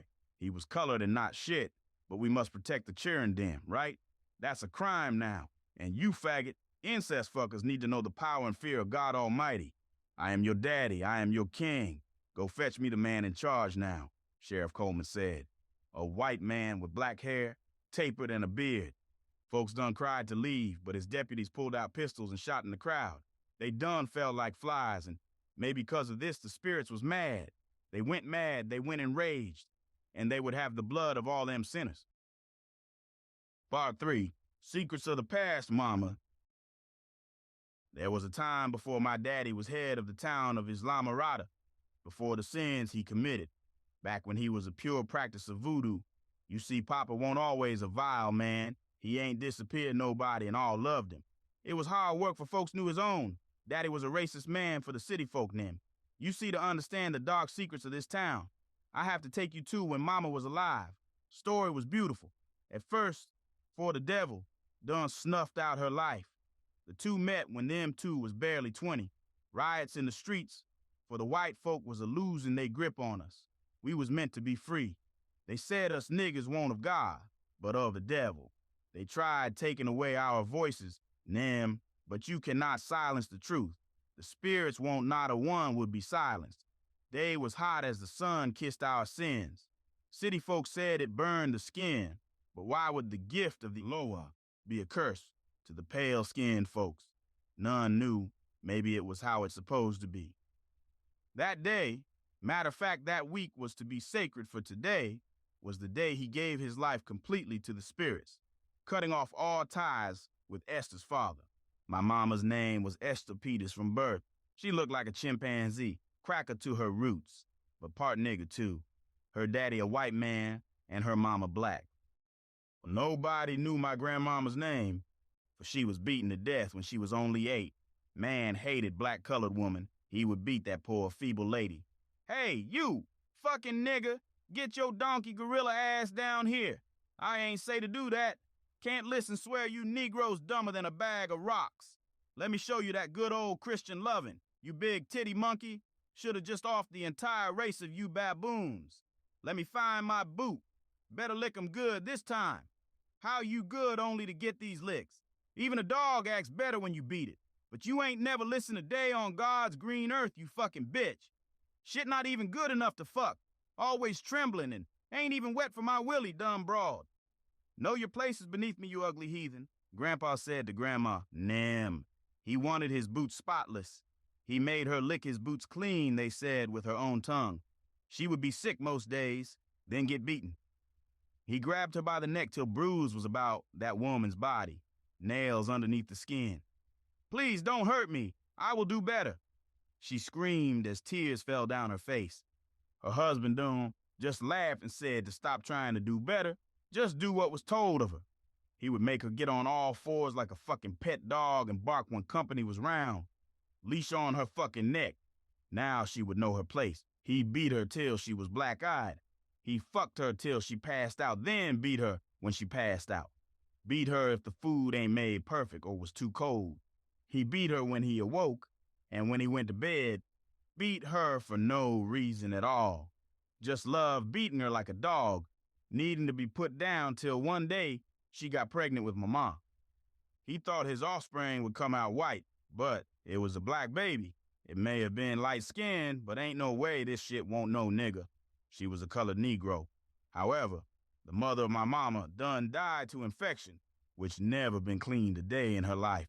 She was put to rest in 1902. Shit was terrible. In 1920, 18 years later, Esther Peters and Arnold Myers got married, but he would treat his wife like her papa treated her. She ain't ever treat my woman like that bastard, he said to himself, but in some weird, twisted fate, he treated her like that monster did, the once sweet man now tainted with knowledge of the spirits for who spoke to him. It was Fludendon, the great fly himself. Before one could conceive of cheering, they had to purify themselves with the Pilgrim's Walk. Had done took the Pilgrim's Walk, but against the wishes of the town, they done went deep south past the cornfields, past the insanity of the bayou, down where the gators don't even turn. It wasn't something many folk went for. The crooked hogs done lived here, and sure none of them heard of even the tales that they consumed the flesh of babies. However, they wanted to talk to the lowers. They sought guidance. They done came across a book that only spoke that language much older than Latin. The language said to be human's first tongue was called Nithil, a tongue made up of strong sounds, pitches, rasp tones, and could conjure up mad love way. It was through this the three evil law ways was birthed. If they worked together, no one even knew. As the two came deep into the woods, they done seen the writing. In blood, it was written in that language they ain't know of. It said, "Turn back. The devil takes everything you hold dear." A warning they ain't heed, for they ain't speak that shit. No way. Daddy found the book. Mama spoke the words. Daddy read a page, and they praised the spirits, for they thought peace and blessings would come. However, through the pregnant womb, she started to bleed before hearing that foul witch. In the hush where the moss drips red, where bayou winds wail cries of the dead, there lies a doll with buttons for eyes, stuffed with curses stitched with lies. A neighbor done looked for God and met the devil. Them eyes been plucked, stomachs lunched. Do a dance when the devil comes. Its threads are made from widow's hair, its mouth sewn shut with midnight prayer. A toothless grin, a heart of cold, it hungers deep for one lost soul. Beneath the roots where bones decay, the juju stirs at end of day. It chants in tongues that twist the air, no God's alive, just madness stares, and conjures things that none should dare. Each pen that pierces ancient skin calls forth the shadows lurking in. They dance in spirals, slick and foul, while demons mimic mourners howl. A preacher came with cross and flame, but left without his voice or name. He wandered blind into the night, consumed by things that feast on fright. The juju waits on cursed ground, its silent chants a thorn-crowned sound. Those who mock it soon shall weep, for it does not forgive, it does not sleep. So heed the tale and speak no jest, don't wake the juju from his rest. For evil lives in thread and charm, and it shall smile as it does harm. Mama started to bleed as if something had struck her womb, now a bloody womb, hushed whispers as she done seen the Dutch witch of the bayou. It wanted to gobble up her baby, and gobble it did, for screeching from the woods could be heard as multiple people could be seen. They ran from them people called the crooked hogs, for they smacked them with stones, tore into their flesh with their teeth as they ran away, until finally they saw the cornfields, and now they crossed back into where they had known. Shit, but it was too late, for that lower had gazed upon. Papa was Fludendon, the great fly himself. He met my daddy and possessed his body, for he would be his vessel now. He was hungry and required innocent souls, not only to feed himself, but his other darker self as well. Bemio Setunu, Papa done tried to fight the torment, but ain't no man capable of this alone, and soon his wife lost the baby, so the doctors round near done said. However, instead of twins, only I would be left. That witch done dug into Mama's stomach and ate the fetus out her belly as it crunched it laughed. It must have been a tragic scene. That night the bayou grew darker with the death of an unborn baby, whose soul would torment and taint the soil. Part 4. White folk name. You see, the secrets of my daddy was deep in the roots of this place. White folk said he gave his soul to evil spirits, for he ain't look a day over 30, but he was much older than that. I reckon Uncle Tyrone ain't never like Papa, for he knew he done killed his sister and them. Maybe black don't crack. But people around here came and went, was put in the ground them. But still my papa was going strong, like he was still in his 20s. Damn city folk done called the popo on us, and the white people won't go on stand around when a boy was said to be killed. Sure, Charles' mama ain't hear the news, for she refused to believe her own son was rotting inside them gators' bellies. Sheriff done asked us all to gather, one by one, like cattle we posed to line up, and the heaviness about the air could be felt as it weighed on our shoulders. The air was intense, as darkness filled the air. That damn fog filled the air, and air went out the lungs. The sun never quite rose in that part of the parish. A pale reddish glow clung to the bayou like mist, fog, and haze like a dying candle. And the trees, gnarled oaks with black moss for beards, leaned heavy with secrets too old to speak. It felt like the magic performed by the spirits was talking. Folks didn't walk them woods, lest they had death in their hearts or a demon at their back. But that brain-dead racist man, Sheriff Coleman, came anyway. He snickered when our peoples were injured. He infected the town here with fear and mocked our holy Loa. However, none could mock the spirits and get away with it, my daddy always said. We was connected to both nature and earth herself. Boot heels like thunder, spurs screaming on cracked wood. He marched through the heart of town, smacked them folks like a badly behaved mutt. He spat in our faces, his men doing the same like zombies following orders. The spirits no doubt mad at this disrespect if screaming with a preacher's growl and a judge's noose.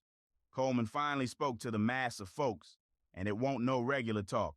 Y'all hear me? He roared, coat flaring like storm wings. A child's soul been snatched from the land of the living, and don't none of you dark-hearted sinners think you can hide it. The Lord's eye sees through fog and flesh, and carry his wrath. You will be judged, I am his warrior. God sent me to kill you niggas because ain't no God bless the monkey-ass Negroes. No way. I shan't be a witness to you mongrels partaking in the sin of murder and cannibalism. God hate ugly, and even your woman ugly like a hog. I got a good mind to shoot you fucking apes. Best believe if you play round like churn, I will. The townsfolk gathered slowly, teary-eyed cheering, mothers wrapped in veil and grief, old men carved from bark and smoke. None spoke, none dared.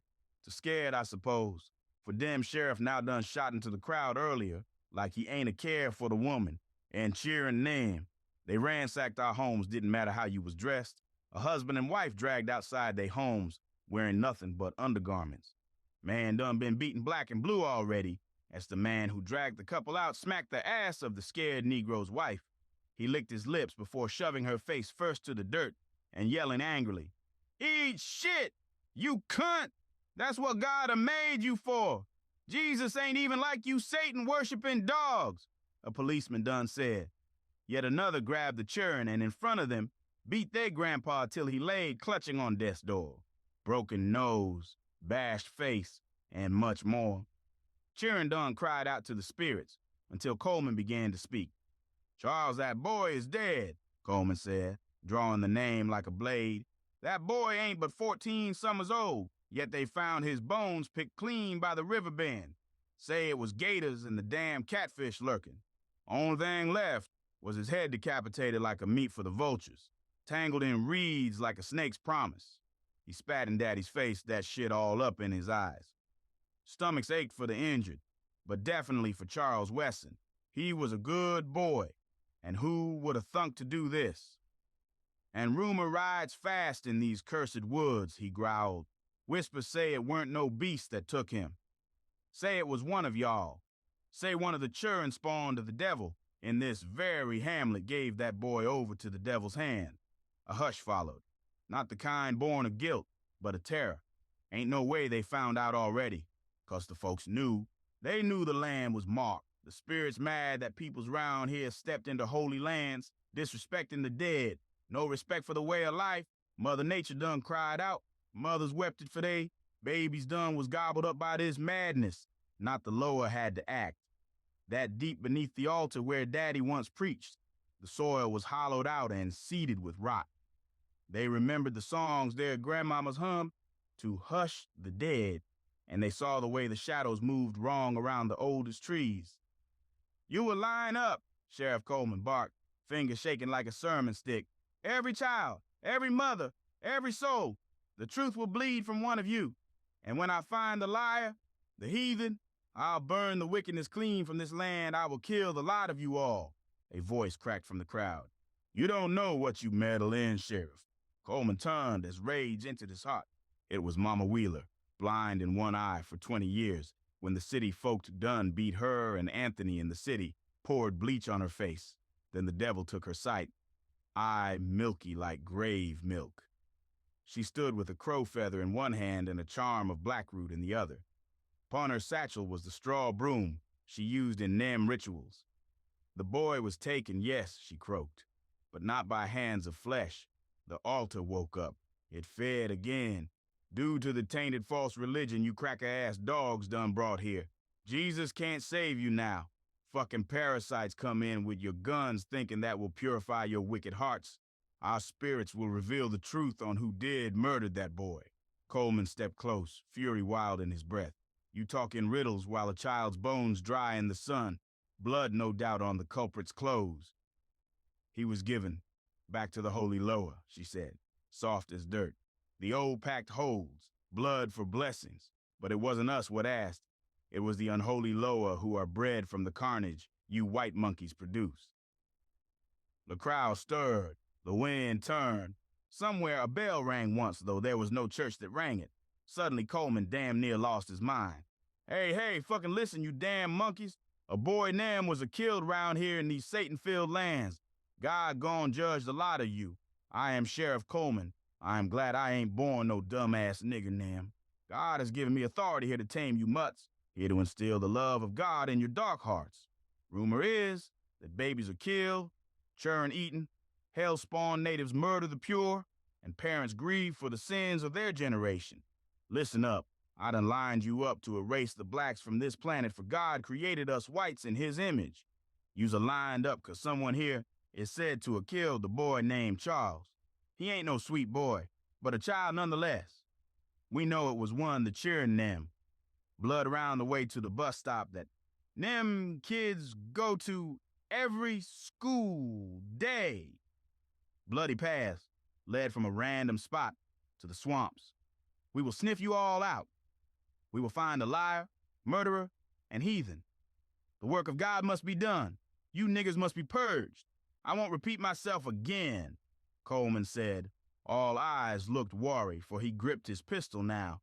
For he was gone killed a lot of us like a massacre. Had the Loa abandoned us, folks was injured, for this man was wild enough the dark spirits. How could a man that was to enforce peace and the law be capable of shooting innocent bystanders? This racist popo ain't think not a one of us was innocent. He shot the crowd. Bullet done hit a woman in her skull and she died immediately. Blood consumed the soil and children cried for their parents who were shot at. A little girl was shot in the head, seeming dead. We stepped in line, but Daddy done brought a man out we ain't even think was alive. His body stitched together, but how won't that Mr. Kettle? The congregation done devoured his flesh. I remember it clearly they did. He was dead. I had fucking seen that cracker die. Daddy done smiled at Sheriff Coleman. "Hello, sir. I'm sorry, but these ain't no niggas. These peoples are of the Holy Spirits. They ain't do shit to that boy. You done acting crazy like those satanic cults, Coleman. Never knew you was a bitch. A pussy-ass boy who ain't never been off his mama's breast milk. Leave now, for the flooding dawn done take you to where the dead never rest," Mr. Kettle said. Anger rose from his spirit, and he took his gun to shoot the blasphemy of the man. "You side with them niggers, sinner boy. Fuck they do to you, Mr. Kettle. Rot and die with these cursed Satan worshippers." Then Coleman shot, but his man done instantly fell to the ground. Face blown off. What the fuck was happening then? Daddy done put his hands in the air and multiple people who won't seen in a while came rabbit-like. It was if the folks done lost their mind. They cried for my father. They praised his name like he was a god or something. Dancing, jiving, playing drums as if they was possessed. Them dead-looking folks that suddenly appeared after vanishing did it. What they do, you gonna ask me? Biting and tearing the flesh of the officers. What the fuck? What type of bullshit going on? You think God gonna forgive you from this? You niggas spawning undead shits? Do you think God has mercy for evildoers? Fuck it. Men, shoot these apes in the head. Won't have this, I won't, Coleman screamed angrily. Then the police done shot Chur parents. Us one by one we dropped. My head spinning. Would we die? I screamed to stop it. Nobody would listen. I called upon the spirits, use my body. I'm your vessel. I'm yours. Please save me. Please, we done lost so much already. I know of Nithil. I know of the ancient book. I am one with the lower. Command and guide me, I said, and my father glared at me. It won't surprise more hate and anger, for the spirits was supposed to do his fucking bidding. What did I know about the cursed and ancient language called Nithil? It was too late, for blood rained from the sky, ash fell to the soil, and demonic howls could be heard as my eyes turned white. My fingernails turned to ragged claws, and I howled. My body won't mind no more, but it was theirs. I flew above folks as my neck bulged, and I vomited frogs the size of balls as they became rabid, and ate the men till all that was left was Coleman. Coleman shot at me in the crowd, screaming that he wouldn't die here. Soon, he grabbed Deputy Sherman and put a gun to his head, but Daddy Dunn walked slowly to the man, folks still possessed by whatever dark ritual he had performed. The doors of the church opened, and who was it? It was Uncle Tyrone. It was cheering. It was men. It was woman. It was Mrs. Brown. It was even Kalani and Jashon. They scanned Clay and cracked, looking devilish and dead. On the command of my father, they charged the man until a gunshot was heard. Coleman shot Sherman in the neck out of fear of these dead-looking demons. He soon ran away down the fields to the woods and swamp. I soon chased after him, but when I awoke, I was by myself. Papa done murdered many to get what the hell he wanted. Power. However, why did he want to control the souls and bodies of these people? Folks done pretended he ain't do shit, for they treated him as a saint, until I found out the truth of this. What was I becoming? I was to be the vessel for the evil Loato, come as the seed of darkness soon corrupted the lands. Chapter 7. Nithil. I was in the woods of the Bayou Nem, a daunting feeling for cheering, no doubt. Head was throbbing with memories gone. I ain't remember much, just fragments of Uncle Tyrone warning us cheering, and Daddy preaching like usual. I remember going to eat at Mrs. Brown's house, and the popo called Mr. Coleman. I heard screaming, but I ain't know what was being said. Blood trickling from my nails as that pain jolted throughout my fingertips. What was a-happening to my body? Shit, I ain't even know. I felt taller than before. I felt strange. I felt off. Suddenly, a voice inside my skull done screamed, "Newman, it was through your bloodline we was a-born. Your daddy so evil that the spirits themselves created darker low to get rid of that bastard. From olden times he sold his very soul for power. Was through greed he killed his wife in those woods. Blood seeped through soil there. For a time before you greedy daddy knew of Nithil, it was that evil spirit created from the wickedness of nam-cracker-ass goblins.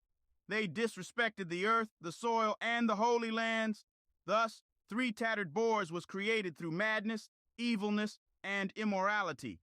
It was Flutendon the Great Fly who saw Arnold Myers and lured him to find that unholy book. Dead Babies Dunn told that man he was to read it, and through the holy Loa, he was to be protected. Said how they was going to bless him with riches, protection, and power. However, it was Bimiel Setunu tricking that foolish man. Through the dark acts of human sacrifice, your daddy's soul was tainted, and like a parasite, he done infected the lands. Said to kill for the spirits it did. First an animal, then soon wanderers done took that plunge to death, making the swamp unholy. His wife confused at why he was talking strangely where the book stood. His mind twisting when he saw the power of knowledge. Thus his mind, will, and soul conjured that fucking witch into our world. Her name was Dutch Bayou Witch. I done seen many a person fall into wickedness, but none so vile as Arnold. That man hated white folk, city folk, and them black folk who sided with them. He saw the power of turning and consuming folks' souls, and it made him mad. Something of evil churned in his soul that was of the devil. That boy ain't no peace in his soul. No, he ain't. No mortal should attain godhood. It was too much for the mind, too much for the spirit, and soon his soul would twist. He attacked Esther, his wife. Tale was that the Dutch Bayou witch done attacked her and ate one of their babies. But truth be told, it won't her. It was the fly god Flutendon who done tricked him. He feed off the wickedness in your papa's heart. The swamp make you see things. But the truth was, he was a demon. He thought Bemiel Situnu was a holy guide. But folks done said that Loa ain't right, for it made even the darkest acts seem holy. How would a man resist the talkings of not one evil spirit but two? It was a parasite which infected your mama's womb, and we grew inside you. We became you, and when you opened the holy book, we was reborn. Arnold won't ever the loving father you deserved. Folks knew he won't regular. That man will destroy the entire bayou. Once upon a time, Churin was happy, but your daddy done taught the teachings of death to the folks in these woods called the Crooked Hogs, a people so insane that sacrificing of even babies is not the darkest thing they do. You must stop your daddy, Newman. It is through Nithil you can stop that man. Don't worry, we are here to guide you. I am Nithil itself. Be free and become the next Bokor. Purify the Giglaloon Soritana. That voice inside my head, suddenly I had a vision. It was the day Nithel was created so humans could commune with the spirits. It was also the time where my daddy done tainted that ancient language to kill the white cracker motherfuckers. From bad juju to dark satanic acts, Arnold Myers would see the whites burn in the very hell they created for us. Arnold would see them caged and treated like they daddies done did to us, Negroes. However, that hate was manifesting into something we would not be able to stop. Her name was Dutch Bayou Witch. Let me tell you of time where Nithil was both good before Arnold, and times it was bad. Let me tell you what it posed to be used for and what it turned into. A time when this place was a refugee from the racist cracker motherfuckers. The city folk wanted the Negroes gone, enslaved, and erased. Gators and catfish was about this place, but people loomed the bayou of this place known as the Crooked Hogs, a people who lived in the swampy biomes of this place. They scavenged for all they ate. Men hunted, women hunted, and even children old enough to walk was hunting. They hunted catfish, gators, and other aquatic life with none, but they bare hands. No fishing rods, no fishing equipment, but true skill in shallow water hand fishing. They created fires to warm the bodies at night. Mama done caught 6 catfish. Papa done collected a gator. Even Auntie Nim caught the squirrels we gon' be eating great tonight. A young boy said, then suddenly the ground began to rumble. Boom. Now all heads turned as everyone as a community looked that way. What the hell was that? Fire on both sides went from the camp's community to deep into the bayou, through that holy place where the temple loomed with light. Something came out of the temple, but what was it? It was a man. I have come to purify you parasites. You hunt like rabid beasts. You have defiled these lands with your black dolls, straw puppets, and no civilized shit should live like this. I curse your lands, heed the words of Niddle, heed the juju of Flutendon, the great fly. You think that you can separate from the main bayou lands? Your fathers disagreed with our fathers, and when naptime Barnabas decided he was closer to the spirits, he fled into the woods. Round here. You see, when Islamorada was started back in the 1700s, 2 chiefs came together and built this place from their bare hands. Back when we was just starting to build a home away from the corrupted city. Naptime Barnabas and Jubo Milton Myers was like best friends. Ain't it a shame that your great-granddaddy was evil? He messed with the darker parts of voodoo thinking it was posed to be that way. Why was we oppressed? He done taught even a white man about voodoo. 'Cause of him, he thinks that we all about raising the dead like zombies, black magics that none should perform, and 'cause of that Papa Myers done shone a light on the wickedness. The spirits require sacrifice and won't having that. You hear? They won't up to that wicked shit. So he drove out his once friend out into the woods. They was starving for them mountain woodland cats was lurking. Gators ate them shits. Good riddance to them, for they sided with some crackers who oppressed us. All Nem city folks need to be a purge. It's disgusting. But due to dark spirits and hunger, they turn savage. Although you seem to have returned to your roots, you always will be them man-eating monsters. You can't hide from your fate. A hunger for blood for even yo ancestors grew spine bones out they back, sharp teeth through they comes, bloodshot red eyes and strength of the dark ones. I have heard the words of Flutendon, the great fly, and he has commanded, I purge the lot of you as God's mighty warrior. My daddy, Arnold said to the folks them. He began chanting in the tongue of Nithal. He began jiving and contorting. His eyes, white as the lower, began to use his body as if he was just a vessel. What the fuck? These people have been separated from their dark past of their peoples. Nem, but daddy ain't care not one bit. What the fuck? In the hush of the night where the black drums beat, crawl the juju bugs with their 1,000 feet. Eyes like coals and a whisper thin. They creep through cracks where the sins begin. Oh, yo, daddy was a bad man, so the spirits took the life of that sinner boy. Under Calabash moon, they ride the breeze, carried by curses and dead man's pleas. Please don't kill my seed, he cries. But the spirits ain't care and ripped out his eyes. From bone dust paths and spiders' den, they march with hexes from ancient men. They drink from bowls where the blood runs dry, dance in shadows when children cry. Mark your door with ash and flame. The pretty lady bends and weeps. The pretty lady breaks their spines. The bugs will whisper your secret name. Beware of the bad juju. 1 for envy, 2 for lies, 3 for the traitor who never dies, 4 for the scream you hold inside, 5 when your soul has nowhere to hide. Mamba coils and griot warns, don't laugh when the jungle mourns. Bad juju bugs don't fear the blade. They eat what's left when the light has strayed. So sleep with salt beneath your bed, never wake from your sleep. Whistle not where the cursed have bled, for when you hear that clicking hum, the bad juju bugs have come. Daddy done cursed a lot of them swamp folks. He hated them for they separated from the ways of old. They showed compassion to the city folks trapped in the bayou. He ain't ever thought the cheering should have survived. If he could have it his way, all whites would be lynched, their flesh ripped and eaten and tortured. And it ain't even matter if it was man, woman, or child. How could a man be so far gone? Even the cheering them should be killed and given to the holy lower. Daddy left the folks, and madness would rot their mind as if no holy lower was aiding them. Not just a regular curse, but a hex for all who held the blood of the crooked hogs.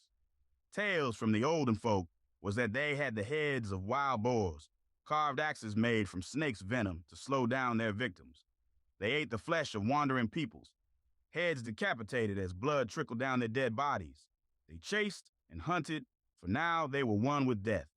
A tale of the crooked hogs would send fear in our souls, as I would witness them firsthand. A story told from the perspectives of Ben, Coleman, and I. Chapter 8. The Crooked Hogs. The night air hung thick like a damp curtain, smothering breath and clogging lungs with the scent of rot and river water.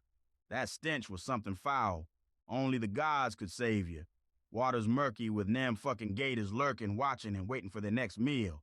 The cypress trees stood like crooked sentries, their limbs twisted low, dripping with moss that swayed like the hanging ropes of 1,000 regrets. And somewhere out in that black stillness, feet beat the earth like war drums. They was running fast and blind. Ruby's breath came in shallow wheezes, every gas scratching her throat raw. Her bare feet slapped the wet ground, leaving behind streaks of blood and mud, slick from the long miles they'd fled. From her body, deep gashes was upon her feeble body. Mud infected the cuts, and green shit like piss came squirting out. 6 miles, maybe more. She ran, and maybe, just maybe, the lower would save her through the cursed underbelly of the Bayou Tesh. And still, the screams followed. Still, the shadows reached. Behind her, the thumping never ceased. Heavy feet and guttural growls, the hiss of swamp water shifting as they drew closer. They wanted her flesh, not men. No, not no more. Mamas, papas, and the cheering them. They wasn't what they used to be, as if demons done took their souls. We just wanted to take a hike. I should have listened to the olden folk. Please, Jesus Christ, help us. Save me, Lord. The girl called Ruby could be heard as she pleaded. Their faces weren't faces now, just stretches of skin torn and peeled back, as their sharp fangs was exposed, and that daunting smile corrupted the soul, black blood weeping from empty sockets. Teeth like splintered knives, smiles that didn't belong on anything human, that's for sure. Run, baby girl, fucking run! The voice tore through the night like a whip crack, raw with love and fear and finality. Uncle Jeb, he'd stayed behind. She heard the shot, just one, then nothing but the wind moaning through the trees. Uncle Jeb done brought his firearm, just in case the savage niggas came to try something funny, for the city folk was warned about Negroes. No white person allowed in the bayou, for it was home to satanic practice, where the devil himself lurked. What the important folks said to the common folk. The swampy lands was home to the best catfish, and Jeb was a fisherman. He saw it as a great opportunity to get some good dinner. Ruby's legs burned like fire had licked up her bones, but she ran still. She had to. She weren't but 10 years old, but the kind of fear she carried was old as the swamps themselves. Her nightgown clung to her like a second skin, soaked in sweat and creek water and the blood of folks she loved. She didn't cry no more. Tears was a thing she'd left back in the camp they done made back yonder, back when Mama started screaming and Papa started changing. The bayou didn't care for mercy. It watched. It waited. It whispered. Dark spirits lurked, and the folks who resided here was no normal peoples. Shit. My daddy had cursed their entire bloodline, so they was akin to zombies and wendigos. They was demons, and this place was barely any sun. The sun came up for only 3 hours a day here. It was mostly night always. We mustn't ever mingle with those black devils, for Jesus himself would judge us and toss us to death's very door. You know no nigger ain't of God's love.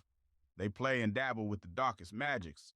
They ancestors used to be like us until they dabbled in satanic rituals, and thus they skin turned black, burnt in the fire pits of hell. May God bless our soul. Do not ever go into the bayou, that be only place God will never go. Pastors in the city done said to them congregations. They said the curse come down the bloodline long before Ruby was ever thought of. Started with the old ways, with folks who made pacts in the hush of midnight, who fed the swamp things that ought never have been fed. But sins got weight, and blood remembers. Ruby's grandmother was a Negro woman. Her grandfather loved her. Knew some white folks weren't all racist, or maybe they felt they was interested in the blacks. However, Grandma Nim was of the same cursed bloodline that Arnold Myers done cursed. Tried to fucking run from it, she did, as a young girl. She met her husband, but she ain't ever thought it no curse, for she lived a somewhat regular life. For when one left, the bayou curses vanished, and memories they had vanished until they returned. Grandma's curse spread through her daddy.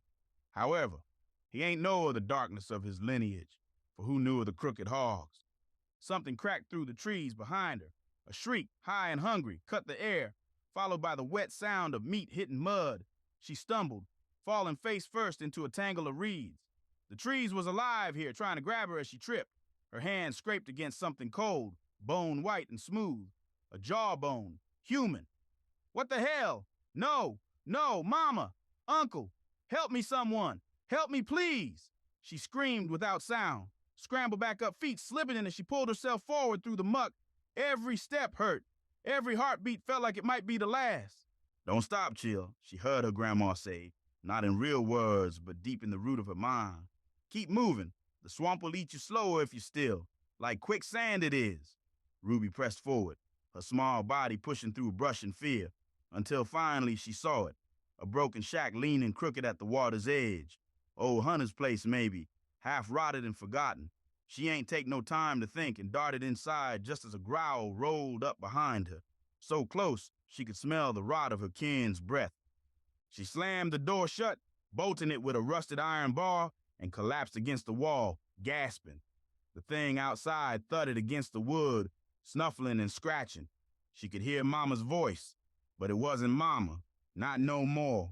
Ruby, dear, open the door, baby. I am so cold. It's so cold out here, baby. She shook her head, sobbing silent. She'd die before she opened it. Or worse, she'd become. Repeatedly, her mama done asked to let her in until eventually, her mother growled in a demonic voice. Let me in, you fucking shithead! Let me in! Let me fucking in so I can gobble up your flesh, Ruby! I done took Uncle Jeb, your daddy, and your mama. Join the Bayou child! Join us! Her mother screamed at her as she shouted. However, that girl ain't opened up the door. The night stretched long and cruel. The swamp murmured and moaned. And inside that rotten shack, a girl too young to bear such weight pressed her back to the wall and prayed not to be remembered by the blood in her veins, but by the fire in her feet. She runs 6 miles through hell, but the bayou keeps what it wants, and sometimes it wants you. Suddenly she heard a voice inside near the corner. What was that creature you was running from, girlie? It was something terrible, no doubt. Shit, I reckon you ain't know of bad times like this before. May God have mercy on all our souls, a voice said, and this startled her. Was this another demon? She jumped at him with a rusted pipe on the ground and tried beating him to death. You aren't real. Get away from me, you fucking devil. The damn niggas done took all we hold dear. Our loved ones are gone, for they do satanic magic. Fuck them, fuck you, and fuck this place, she screamed at the voice. However, he just grabbed the pipe and threw it to the side. He told the child to come down that he escaped the demons by the skin of his teeth. His name was Sheriff Coleman. The man was bloody, his flesh ripped, his eye black and body covered in bruises. The day would only get worse for them too, for they ain't belong here. The bayou won't no place for them crackers. Chapter 9, The Dutch Bayou Witch. Part 1, It's in Your Head. Footsteps and darkness consumed the bayou, for God had abandoned the folks here. What Daddy did to control the minds of the congregation was unforgivable, for he swayed the hearts of many. Through the lies of Flutendon, the great fly, Papa was swayed into believing that damn rubbish. For that LWA wanted the death of all them white folks, them so-called sinner boys, them cracker-ass city shits who spat on our way of life. It was Daddy who created the Dutch Bayou Witch, and it was Daddy who was the first spiritual serial killer. Up till now, he done killed my mama, Mrs. Brown, and many more. They was blinded, for they thought my daddy to be the holiest Bokor. He talked with sick folks, visited their house, spoke how the lower would protect them from the bad man of the city, so who wouldn't think my daddy to be the holiest of men? It was said he spoke with the lowers as one would talk to a friend. My mind was racing, for I needed to find that damn popo man. That shithead had no business dying in the bayou that done made my daddy stronger and shit. I walked and walked till my feet were sore, but I needed to find Coleman. Ain't no freedom for what was a-lurking in my heart with some evil. That's what my friends would have said. He may be a pig, but ain't no serving and protecting from his evil, conniving ass. Coleman was the kind of man had no business being a goddamn popo. He was the kind that smiled when the world was burning, the kind that buries secrets under your porch and blame it on the dogs. He'd been sniffing round the bottoms again, where the cypress trees grow teeth and the wind tells lies, and folk been disappearing. First it was Otis, then Ruthie Mae and her twin boys. That ain't no coincidence. Folks them ain't know the secrets of the bayou said the white man was killing us off, for no black-skinned peoples ever stood in the cities, and those who did was outcast for the way of the center boys. Shit was dirty. Them center boys was growing in numbers, gathering at that old roadside chapel where no preacher had set foot in 50 years. You see, in the swamp out people used to live, had churches, had houses, and even had schools. But the witch done corrupted the lands now it was drowned in the lakes and swamps. Rumor had it, they was listening to something ain't got no business being heard. Chanting in tongues older than bones, summoning things with eyes behind eyes. It was the crooked hogs hollering like mad folk, screaming like the darkest spirits. They gave their life to Flutendon, the great fly, Dutch Bayou Witch, and Bemil Setunu. The air was thick with humidity and the scent of burning herbs, rosemary, myrrh, and crushed red pepper leaves. Oh no, won't for Jesus' name, but the olden folks said it was with these herbs Satan himself was born. The Haungan stood barefoot in the dirt circle drawn with white chalk and powdered bone, a V etched in the center like a map to another world, as if nothing was posed to enter, or maybe to keep something inside. Around him, 7 black candles flickered low, their wax puddling like blood. A goat skull sat atop an altar of driftwood and iron, wrapped in red and gold cloth. The drumming had stopped. Silence pressed in like a second skin. The devil was lurking, waiting for his prey like a lion. He lifted his arms to the sky, head tilted back, eyes rolled white. His voice came low at first, like the growl of thunder over the bayou waters. "Na no zensitman yo, when my deo, in the name of my ancestors, to call upon you." He sliced his palm with a rusted blade and let the blood drip onto the vave. The ground hissed. "Samwesicleo parto dweovim. My blood is the key. Your door must open." The wind turned colder, as if it was mad at what the folks had been doing. To wake up spirits for selfish means was a taboo that no lower would forgive. Leaves rustled though there was no breeze. The candles danced wildly, their flames bending toward the center. Ande momwen, relinan finch. "Hear my words cry out in the darkness." He began to sway, speaking faster now, as if the words came from somewhere else. "Valakasi lespui pasi vini, espriki domi ambate." The veil is torn. The spirit crosses. "Come, spirit who sleeps beneath the earth." A deep groan rose from the earth. The goat skull cracked. Something unseen pressed against the edges of the circle, testing the lines. The Haungan did not flinch. "Buklia loa lovri pot landmo." Shield of the spirits opened the gate of death. From behind the veil of trees came the smell of old water and graves. A figure formed in the smoke, tall and crooked, its eyes glowing faint blue like swamp fire. It said nothing, just watched, waiting. "Bondi Creole, but mwen puleve lespus." Creole gods, grant me the power to raise spirits. Then, as the final candle burned out, the ground trembled once more, and the spirits stepped fully into the circle. The crooked hogs yelled this as they danced their wicked dance. They let the evil lower possess their very being. It was them folk under the control of Bemiel Setunu, Flutendon the Great Fly, and the Dutch Bayou Witch. Folks done been said, Bemiel Setunu won't evil depend on how you use that spirit. But folks definitely use that power for evil. Maybe my daddy, too. Who is to really know? I kept walking. The swamp hummed like it knew secrets and wasn't in no rush to tell them. My boots sucked mud and spit it back out. I was breathing like I had poison in my lungs. Mind flooded with rage, for my own daddy done killed even our peoples.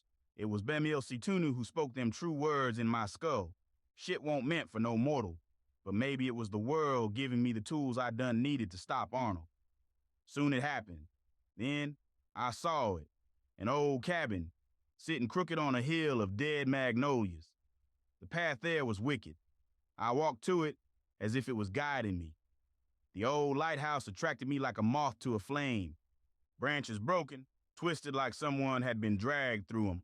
Blood painted across bark like somebody done tried to spell something, but forgot the alphabet. Definitely a struggle happened here. What was going on? Howls rose up from the dirt. Not no wolf nor no man, just suffering. It echoed off trees that leaned like they was eavesdropping. A dark feeling come over me, like a shadow putting its hand on my back.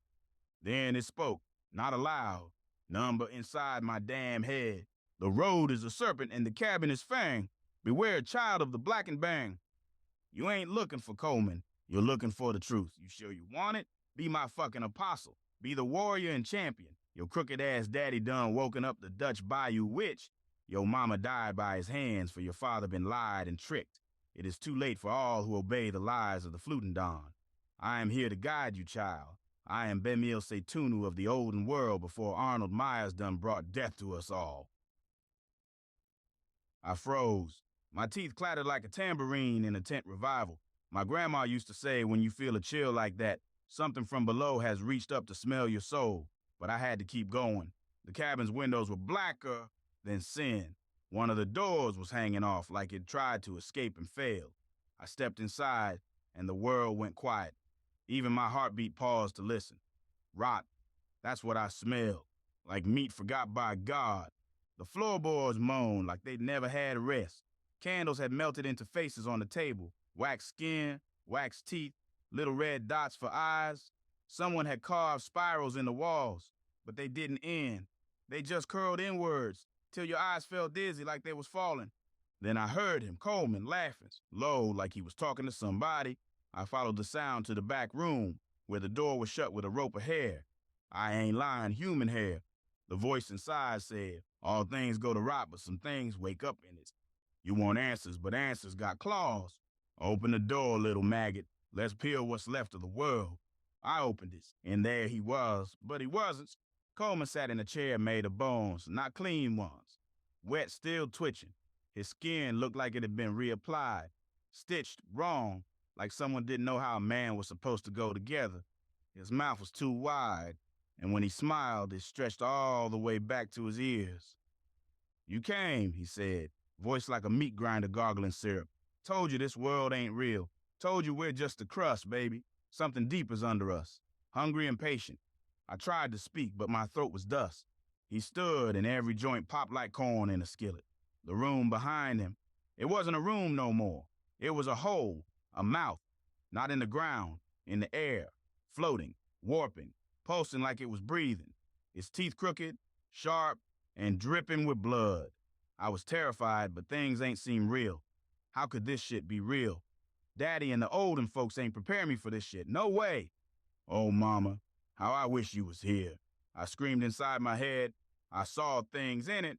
Eyes without faces, teeth without mouths, rivers made of people flowing slow, a man praying with no skin, a child whispering backwards. The sky in that place was made of ribs, and the stars bled. Then Coleman pointed at me. See, I didn't make this, he said. I just listened. This place, this town, our whole bloodline, it was always cursed. We're just the ones too stupid to leave. He stepped toward me and the ground wept. You gonna listen too? I pulled the knife from my boot. My daddy's blade, the one he gave me when he made me swear to protect my kin. I stabbed Coleman right in the gut. He didn't bleed. He laughed. You think that's the way out? He howled. We are the way out. His skin peeled like paper. Underneath was a pulsing sack of worms, mouths, and something else, something holy and foul at once. I ran. I busted through that door, leapt off the porch, into the trees. The whispers followed. You left it open. You left it open. You left it open. You called to us and we answered, oh, bloodline of the wicked. You see, boy, your fucking daddy done invited us into him, but power ain't free. Your mama was sacrificed for you. Think us spirits want anything to do with them, hateful cracker, ass fucks, bloodline. No, yet still power ain't free, and now your body and soul is ours. Be part of the bayou where the three will claim you. All hail the Dutch Bayou Witch. All hail Flutendon the Great Fly. All hail Bimil Situnu. Now I'm writing this down in the diner under flickering lights and the gaze of folks who don't blink. I don't know who's real anymore. The waitress got eyes too round. The sheriff don't cast no shadow. I left it open. I feel it still breathing behind me, and I don't know if I ever left that cabin. Maybe the cabin left me. Maybe this town is just a dream the whole is having, and we're all just waiting to wake up wrong. Then boom, sharp fucking pain and screaming could be heard. Boy, wake up. This girl is terrified. Come back into reality. Shit, your daddy ain't no saint. Please, man. I ain't want to die here, a familiar voice said. It was Coleman. Fuck was going on? It was then I realized I was inside the cabin. This place made you see things not real. Girl was terrified, crying. Coleman said I almost killed both of them. I dropped my daddy's knife in disbelief until the three of us heard footsteps and a woman's voice. No doubt it was the Dutch Bayou Witch. Part 2, the fight for freedom. And we're all just waiting to wake up wrong, as if this nightmare was just a dream. Shit, niggas was terrified from the demonic spirits lurking about. Them cracker-ass white folks was just as scared as we Negroes was. It happened all suddenly and shit. Boom! Sharp fucking pain like fire splitting bone, and screaming echoed through the thin wooden walls of the cabin. Boy, wake up, this girl is terrified. Come back into reality. A voice hollered, rough and panicked. Shit, yo, daddy ain't no saint. Please, man, I ain't want to die here. It was Coleman. I knew that voice. Hell, I ain't trust no white man. But regardless, that voice somehow was calm, and maybe it was due to a powerful city man being scared. I should ain't know the reason. But my eyes wouldn't focus, and my hands were still slick with something warm. Reality stuttered like an old film reel burning under heat. Then it snapped back. I was in the cabin off Dutch Bayou, the one mamas and aunties warned the cheering about and told us never to go near. But how the fuck we posed to know it was more than a folk tale, seemed made up, and not one who's cheering believed them tales. The one Daddy used to disappear to saying he had business with spirits, before he'd come back silent for days and smelling of swamp rot and pipe smoke. Daddy said he was purging evil spirits around the bayou itself, but the truth was far worse. This place didn't just rot the wood, it rotted your mind. Coleman stood near the door, clutching his side, blood seeping through his shirt. Beside him was a girl, no older than 16 or maybe even younger, crying into her hands, shaking so bad her teeth chattered. I think her name was Marley. No! On second thought, I remember Coleman calling her Ruby. I didn't even remember how she got here. I ain't fully understood how any of the three of us got here. It was as if something was drawing us here. My own hands were trembling. My daddy's knife lay at my feet, slick, dripping, real. Coleman said I almost killed them. But what gibberish was he spewing? I would never hurt nobody. But that ain't true, for I killed that boy and left his body to the damn gators and catfish. But that won't me. The Lord knew I was a good boy. Shit, my daddy tainted this once holy place, and soon it would crumble. I felt. What the fuck was going on? I staggered back, heart pounding, the air too thick, like syrup in my lungs. The cabin walls pulsed. Yes, pulsed, like they were alive. And in the distance, footsteps crunched across the rotted porch boards outside. Then the voice. Low, syrupy, and smooth like something meant to lure you. A woman's voice, but had a deep tone, like something never was, posed to be born. A woman's voice, coiled like a cottonmouth in summer. Oh, cheering. Look what y'all done, invited ends. There was no doubt about it. The Dutch Bayou witch had found us. The stories say she ain't flesh and blood. She's something older, something cursed. They say she ain't ever forgave the town for what they did to her boy, burned him for being different. See, Lil Ned was autocitic, but doctors ain't know that. Said the devil himself possessed the boy. Now, she waits in the swamp, whispering dreams, drawn in the bloodline of the ones who wronged her. She breaks up couples for it thrills her to see the torment in the folks, for they, great-granddaddies and mamas, was evil to her offspring. Said if Lil Ned was possessed, so was she, and soon they killed that, but she done made a pact with evil Luaz. Papa Legba, Gady, Baron Samedi, Bemiel Setunu, and more. She said my daddy was one of them. He helped hang the boy back when he was young, so why was she helping a man who hung her son? It was deeper than the surface, for what lurked in them two hearts was evil. I say what evil? The Dutch Bayou witch grew tired of the father of her baby. She was a beautiful lady who seduced, prayed, and crept, slept with that kind man to take his money, but he caught on to her. He was disgusted at her and packed the bags so he could flee. In a fit of rage, she beat him to death with a shovel. She called her grandmother, and they hid the body. Her grandmother said the devil lurked within the baby, how their child was possessed by the spirit of the father. So, maybe by fate or destiny, that's when she met Arnold Myers. The boy helped slaughter the baby. She worked in hostels and brothels and said he did it for God. Said the Holy Loa told her to do it. Apparently her grandmother taught her of holy magics, done in blood, crafted with brooms and dolls and other taboos. I was his blood, and that meant I was hers now. The door creaked open slowly, like it was afraid of her too. A shadow fell across the floorboards, long and thin, limbs too many, bending the wrong way. Eyes like polished jet, skin like cypress bark, tight and cracking. Ain't no use praying, she said, smile full of black teeth. Y'all already dreaming, but when you wake up, it won't be in this world. You fucking leeches. You will die like that Todd motherfucker.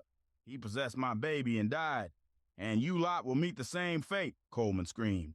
The girl screamed louder, and I just watched. Felt the knife still warm at my feet, felt her cold breath snake around my throat. She grabbed me by my damn throat, but I had to survive. I ain't survived that cursed place with my friends just to fucking die here. Fight back, Newman. You have the power to free your people from the sins of your daddy. Don't let your mama's death be in vain. Yo, Uncle Tyrone was right. Free us all so the holy low can be restored back to purity, a voice in my head said. So I stood up and began to command the witch. My mind is clear, you foul witch. You have killed Ty, your former lover. You have killed your baby. You gave given your life to Bemiel Situnu and Flutendam. Through dark curses, you enslave folks. You break up happy couples, 'cause you ain't never known true love, and who would love a wicked bitch? Your dark voodoo has no place here. Through Nithal I banish you. I know you cannot do as you fucking please. I will free my people. Flutendam cannot save you. Bemiel Situnu cannot come to aid you, for even though that lower is changing and reverting back to its original love and kindness, I will cleanse this ground, no longer tainted by the folks here. I screamed at the witch, but she just laughed, for how would I set my land free by myself? Part 3, Planets Collide. As wind invaded the cabin, I thought it was the end. Blood filled the walls, and I knew God had abandoned this place. This battle was finally over. As I banished that foul witch, I had saved the girl and that evil, wicked man, Coleman. Even though that bastard had killed many Negroes in cold blood, even though he choked many black-colored folks to death, even though he beat sons and fathers to death, I wouldn't let the Bayou claim his life. I had to give this man a second chance. No doubt, Uncle Tyrone would say the same. Suddenly, the cabin grew dark and little Ruthie collapsed. Hey, are you okay? What is going on? Please talk to me. Are you okay? I asked in a scared tone. Bah, look at you, scared as fuck. Oh, is Whittle Bitty Newman scared of the Bayou? I will kill all your friends, community, and then I will have the tasty soul of your boy. Boy barely wet behind the ears and think he can save these niggas who are just as wicked as them cracker-ass fucks. Don't make me laugh, baby boy. I ruin them relationships as I plant the seed of doubt in woman ear boy. Oh, my man is cheating on me, 'cause I had a feeling. Who the fuck you think plants that feeling? Men see me in they rotten relationships and I treat them so well. No complaining and feeling a clam until they let me all the way in. I slurp up them hearts whole. I eat the souls, and no amount of prayers can save them. For no lower can save a man who has given in to the words of Nithal. Who gone fight against the first spirits? We, the strongest, and I long to see the blood of you churn running through with the damn gators, the damn catfish and all. This is your end, Newman Myers, the girl said as her voice became demonic. What the fuck was I supposed to do? Shit I ain't know until that voice in my head told me. Told me I had to purify this land with the most ancient magics, older than Nithal, sharper than the olden tongues. I had to remember my bloodline and those who fought against the spirit turned demon. I had to fight against the witch, and I had to be stronger than Flutendam, the great fly nigga. I seen it as that holy low called out to me, trapped between lies and truth, light and darkness. It happened. Bemiel Situnu appeared to me. Dunn said he was hurt, how humans devolved into insanity, they no longer respected the spirits, and used them for dark, selfish means. It was that day, they was evil.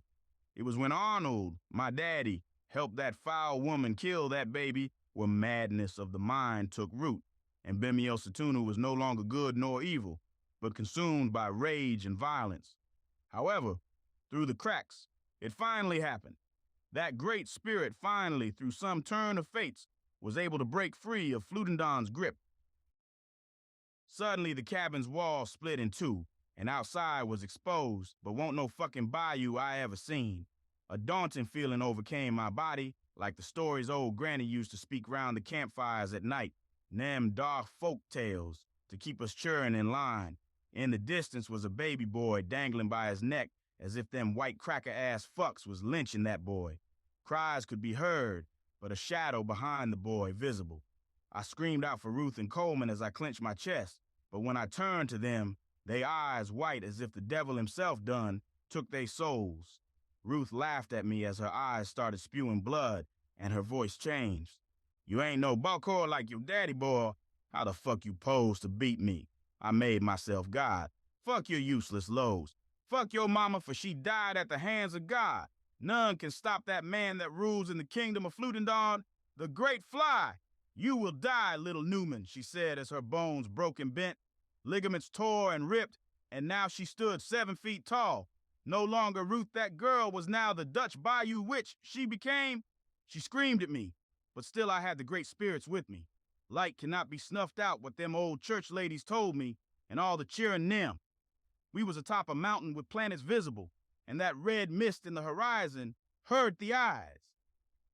You cannot stop God, Newman. Fuck you posed to do, she said, and as she said this, all hearts dropped. The shadow behind the boy rose up, smiled, and took a knife to slit the boy's throat. However, I won't swayed by this foul magic. I recognized the knife in Sir's hands. It was the same knife my daddy done gave to me once upon a time. I won't be tricked by your lies, witch. I can see through lies. I speak the words of Nithul. Damn, heretic. Like the city folks who taint our lands, you will be judged by all lows. Heed my cries to restore peace in the light, for I seek your aid. Gady, Baron Samedi, Papa Legba, Kalfu, Zaka, Dambala, Aida Wedo, Agui, Ogun, Erzuli, Grandbois, Loco, Simba, Siren and Whale, Tijan Petro, and Bemiel Setunu. Show this world the holiest light that even this foul witch can be stopped. Give me the power to stop Flutendon and my vile daddy. I cry for one last blessings. I do not care what happens to my body and soul. This must stop now. As I said this, a wave of energy could be felt. What was coursing through my body was meant for no mortal, as all 17 lowers possessed me. As my eyes turned white, my mind was clear and filled with the ancient knowledge lost to humans. I knew I had to stop the Dutch Bayou witch, and as our worlds and planets collided, I knew what must be done. Frogs came, pawing the ground as they rose. Snakes coiled Mother Earth as if it was strangling the soil. Cackling could be heard as now I seen that fucking foul witch in all its vain glory. Behind her was the cause of all this darkness, chaos, and death, Flutendon, the great fly. You truly are wise beyond your years, child of the Nithul. Oh man, your fucking daddy was born of wickedness, and somewhere in his tainted soul, he believes he doing this all for the lower. I planted that desire when he was just a little jit now, barely old enough to run. He was, when I gave him the highest desire known to fucking man. Hate and pure rage for what the white folks did to the Negroes. White shits and half-breed motherfuckers need to be purged. Like a doll puppet I controlled, your daddy. He done killed hundreds in the name of sacred light. I have been eating the essence of human souls for a long time now. I stand at the top. I am the great fly.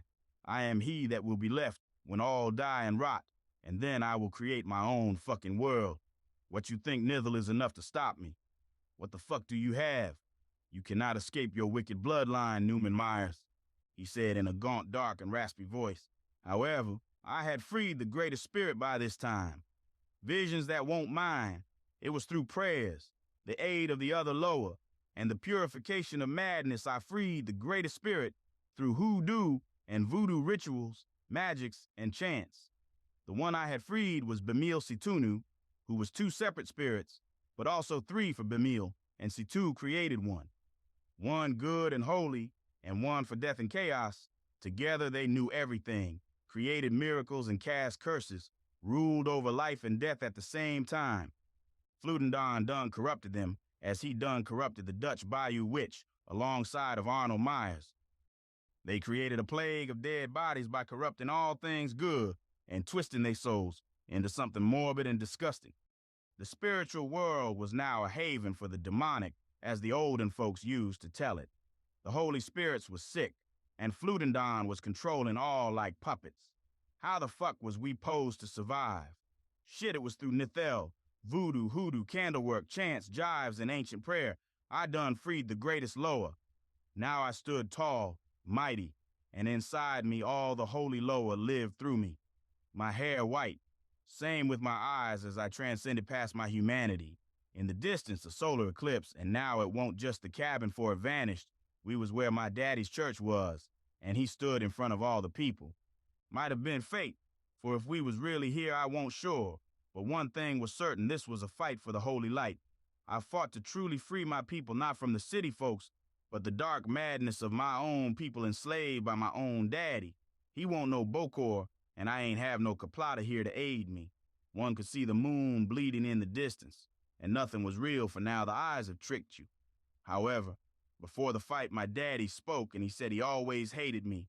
He said I should have died with my mama, but he also told of the story of the Dutch Bayou witch, and how he came to know that woman, the one who was his first wife. Fuck, this was insane, for the story was dark, and just as I felt I knew everything from my bloodline, the bayou, the crooked hogs, and such more would be revealed.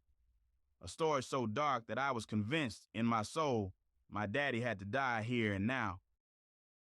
Part 4. The Dark Bokor and the Darker Kaplata. Section 1. The Whore and the Good Man. All stories start with but a wish. The type Churin prayed came true. The type you wait for Santa to make true on Christmas Eve. But this one come from back when the elders told us, don't go fooling with white folks' magic. Daddy, mama, uncles, aunts, all the grandmamas with their voices low and trembling, every one of them said the same thing. Keep away, 'cause that kind of magic weren't no healing root work, weren't no prayer whispered over water. No, that was wicked conjure, dipped in hatred, sharpened in blood. Them white folks smiling in daylight, crossing themselves on Sunday, then feeding something in the dark that weren't never God. They called it holy, but it was rotten, and the rot spread quicker than swamp water in a storm. They called it God's love, but ain't no love ever found in them hating-ass demon-worshipping fuckers. And still, as wicked as that was, it weren't near as twisted as my daddy and the Bayou Witch. Mama died at the hands of Pastor Arnold Myers, her late husband. How could one who vowed to protect in sickness and in health slaughter they own? Arnold spoke of holy light, the path of light, but even so, it was all lies he spewed. He was a so-called holy man, yes, a pastor in appearance, but the truth was far darker, for Mama weren't his first wife, and she damn sure weren't his last ghost. Before hatred made him hollow, before murder turned his hands black, Arnold was different. Once he listened when the old folks spoke. Once he walked carefully as he prayed to invoke protection from the great Holy Spirits. But pride is the devil's open door, and it was that pride that stroked his ego, that turned him evil. Once a kind man, but the devil done tainted him. The hatred brewing in his heart like a brew of darkened hoodoo, it came and swallowed Arnold. It happened low. It came quick, like the vengeance of a mad god. In 1912, he stepped clean through it. Arnold was born in 1902, same year as Mama's passing. Grandma died at the hands of not only her white cracker baby daddy, but a Klans member. The KKK was founded back in 1865, and even up till now, it was going strong. 1912, that was the year Daddy went wandering, looking for something higher, claiming he wanted light, but settling his feet in shadows. They called it a journey to enlightenment. But what he found was something you don't ever come back from. Daddy used to speak of a woman, so alluring that he had way back that even Mama ain't really know, back when the KKK was strong. They killed black folk. They called us niggers. They said our skin was black, 'cause we burned up in hell before escaping our righteous judgment. That apparently, the white folks' skin was white, 'cause they was pure. Called us monkeys and all. Told me never to trust them words of the white crackers. It was then, back before sin tainted my daddy, when man, sir, was truly loving. The swamps took him first. The mud, the whispering trees, the eyes staring from the dark. And then she took him, the witch. Ain't no accident in that kind of meeting. How'll a preacher man end up tangled with a woman draped in filth and fire? Folks say fate. Some say sin. Some say it was the curse walking upright, smiling with red lips, but none would dare approach him with that accusation, for Daddy would stone the fool who spouted such arrogance. All I know is this: the wish called them both, and once a wish is made, baby, it don't let go. It was early morning and a couple was seen. They looked happy once upon a moon, but now they bickered, they yelled, and the man was fed up with his whore of a wife.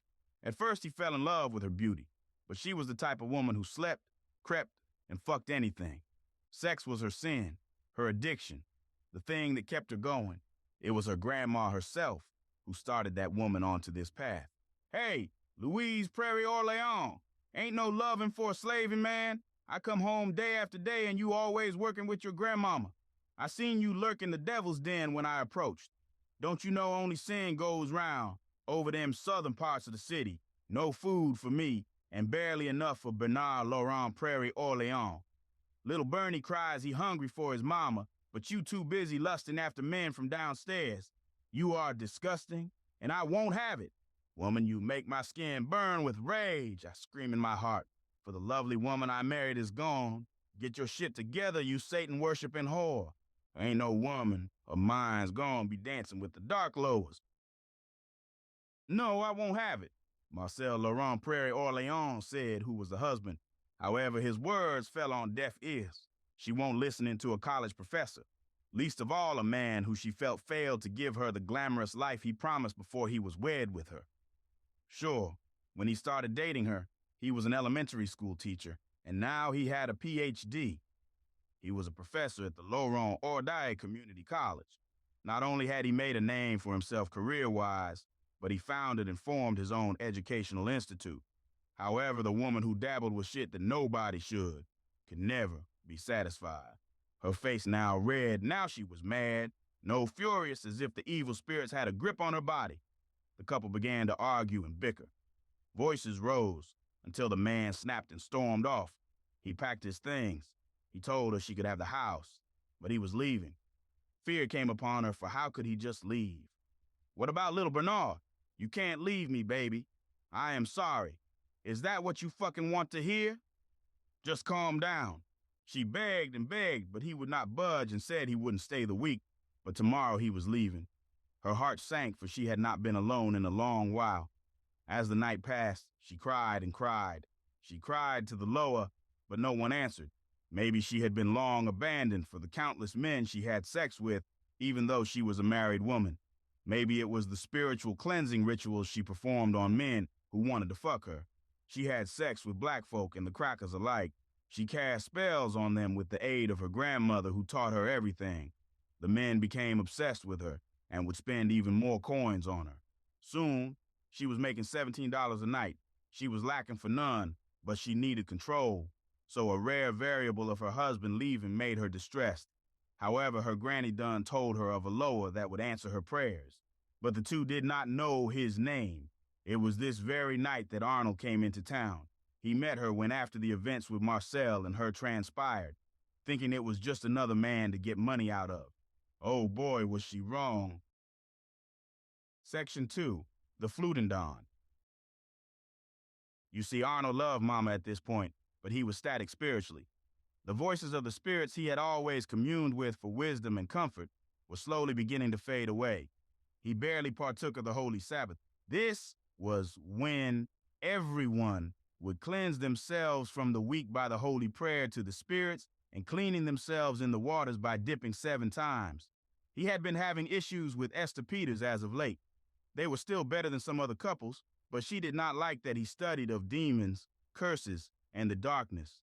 He claimed that the lower had guided him to these passages, for he needed to be the balance. He sought true enlightenment that was neither tainted or soiled. He told Esther that the story of Bemio Situnu was fascinating, and he needed to know why that great lower separated from the light. He spoke of dark things that terrified her. She was more scared of Arnold than that of her own racist daddy. She begged him to stop, but knew he could not be stopped once his mind was made up. He said he had to do this journey alone. It was here that my daddy would never be the same. He came upon the bar in the town. He felt the spirit he had been searching for. No wait, his body trembling as it lurked, for he had down rituals in his own blood. He had sacrificed goats and pigs in the name of all things unholy. He found a dying woman who would die any day now and slit her throat with a knife he had prayed for curses with. He no longer wanted to be scared of the darkness, but to embrace it. Maybe with the balance of light and darkness, no child would have to go through the shit us black folks had to endure. However, we both know that was just the evilness of his heart speaking. No way around it. He saw that woman called Louise Prairie Orleans, and it was here. He finally saw him, the most vile entity, deity, and spirit who ruled with his iron staff. This demon stood tall, and he was terrifying to gaze upon. His name was Fludendon, the Great Fly. Fludendon's name must never be said aloud, for if he does not approve of you, he will eat you whole. He gobbles men, women, and children, and his name is associated with death. Fludendon stood at his full stature, tall and mighty. He was so tall, at least 13 feet in height. Upon his neck for his head was 2 fly heads. As you heard that loud buzz, you knew he was here. He carries a staff that can make one vomit for those who fail, mock him, or he has deemed as useless, are torn apart and their limbs attached to the staff. The staff had eyes on its handles. You could hear his victims cry for help in the afterlife, but no one will associate with that thing, that demon, that evil lower. Like a mannequin, he can twist his body as if there were no bones at all. He had a ragged, torn cloak about, and he spoke to my daddy. The presence of the Great Fly could kill a man, but my daddy did not even flinch. He welcomed the lower as one would welcome a friend. He said he sought clarity, wisdom, and the power to take back this land from the white man. Fludendon smiled, and he formed a pact with him. It was the first time a mortal was not scared. Arnold simply honored and respected him. They made a contract, and since then, when Daddy gained the sight of Dark Bokor, he was never the same. His mind twisted, for the desires of the Fludendon was now his. Even through the cracks, when his mind was regular darkness, still crept back hastily. I remember the night Daddy first met her. Well, that ain't true. This the visions I done got from my transition to a Bokor. It done told me what really happened, not the bullshit lies Arnold done told me as a kid, growing up. This is what happened. Lord help me, I can still smell the river that night, briny and sweet, thick with the stink of mangrove roots and something fouler beneath. Dark like mandrake, slow like molasses, vile like the white men in the White House controlling us like slaves. You ever been near a body of water that feel alive? I ain't talking about fish or gators. I mean alive, like it's watching you, listening close, remembering every sin that ever touched its banks. That's the kind of river that runs through Islamorada. Daddy, Arnold, he was already half gone back then, talked big about change, about taking back what was ours. Said he was tired of begging from folks that ain't never seen us as men. He'd been out in them woods too long hearing things, voices in the reeds, whispers in the black wind, the screaming of the dam behind the cars that done passed by. I think something called him out there that night. The visions told me later he'd seen a woman crying by the water's edge, said her sobs sounded like hymns sung backward. She was dressed fine too, white dress clinging to her like it was afraid to let go, her hair wild and wet, breast showing it all, butt bigger than a horse and some shit that would make a man want to propose to her, 'cause damn she was pretty as shit. However, that ain't matter, for when he asked what was wrong, she lifted her face, and them eyes weren't right. They caught the moonlight like 2 drops of oil, shimmering but empty, no reflection, no soul. Daddy said he felt the chill crawl up his spine, but he didn't stop. Never could resist a woman in distress. He told her his name. She said hers was Louise Prairie Orleans. Said her husband, Marcel, done left her stranded after an argument. Said he was acting like a damn tired motherfucker, even though his God-given name was Marcel. He knew it was a lie, for she worked here obviously as a whore. One of them prostitutes for the sign here done said it all. Loving that never ends when the coin is right. Ain't woman got no shame for selling they bodies? Guess not here. You see, Marcel, he was a professor over at the college at Laurent Ordet Community College down there, west of the Bayou, on land only, gotten to by either swimming through that dirty water or boat. Arnold was a changed man, studied old tongues, ancient faiths. Daddy ain't cared none about no professor, but he cared about her tears. And that's when she reached out, hands shaking like she was cold. When their skin touched, something passed between them, quick and quiet.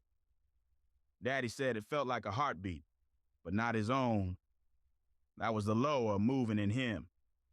The dark one, Fludendon. He didn't know it then, but I think the spirits in that river had been waiting on him. He told her what he always told folks when he drank too much and the night got too long. I just want to change the world, he said. Take back what's ours. Take the land from them white devils that stole it. And just like that, she stopped crying. Her face went still, but her smile came slow. You do that, she asked? You reshape the world? Daddy said he would, and she said, then the Lord gonna bless you for it. That was the night my daddy gained his first follower, but it weren't no blessing that followed him home. She came back to the house that same night. I remember the knock. 3 slow raps, like nails tapping on wood. The air got cold the moment she stepped in. Not her own house, so whose house was this? Her mama was already gone by then, so it was just some boy's daddy and the uncle in that crooked house by the canal. Arnold watched from the doorway, while the woman called Louise Prairie Orleans laid out a bottle and 2 cups. Drink, she said.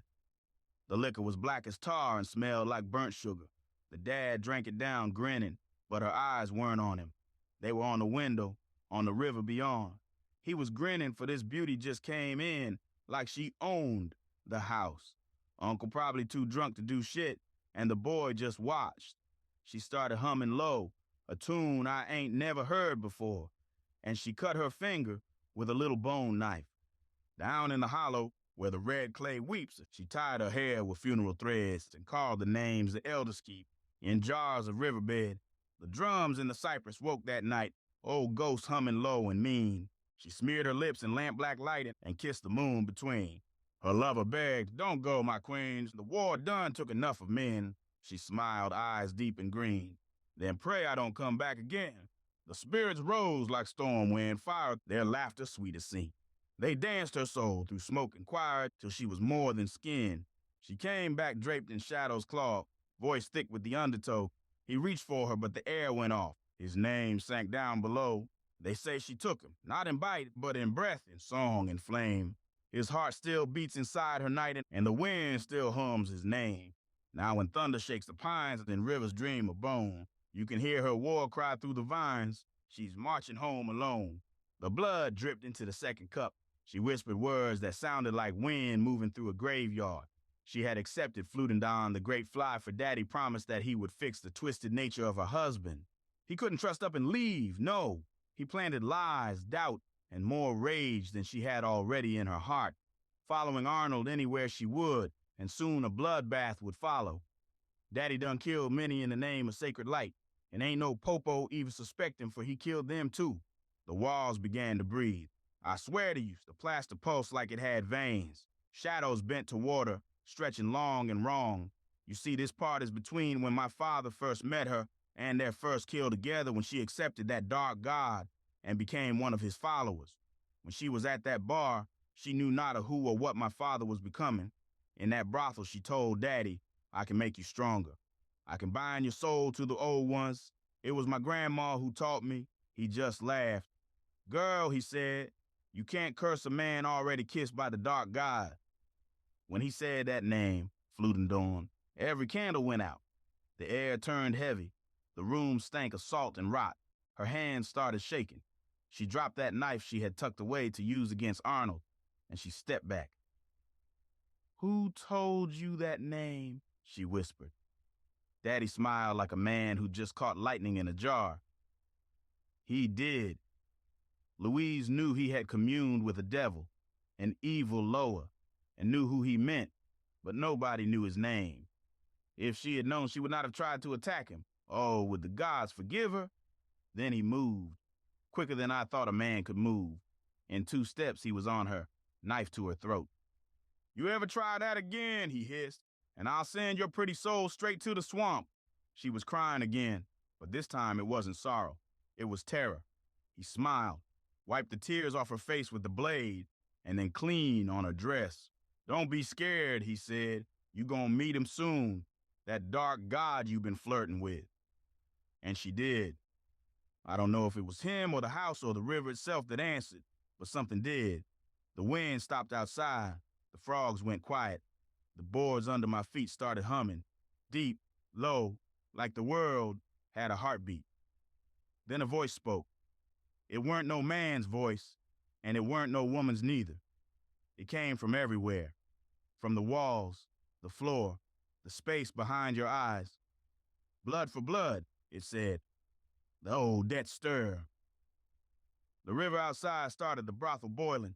I saw shapes in that black water, faces, arms, something crawling up out of it like the dead remembering their names. That whore screamed. Daddy just stood there, arms wide, eyes rolled white. He was smiling. When it ended, she was kneeling on the floor, shaking like she'd been struck by lightning. Her voice was gone, but she looked up at Daddy and nodded slow. We got work to do, she rasped.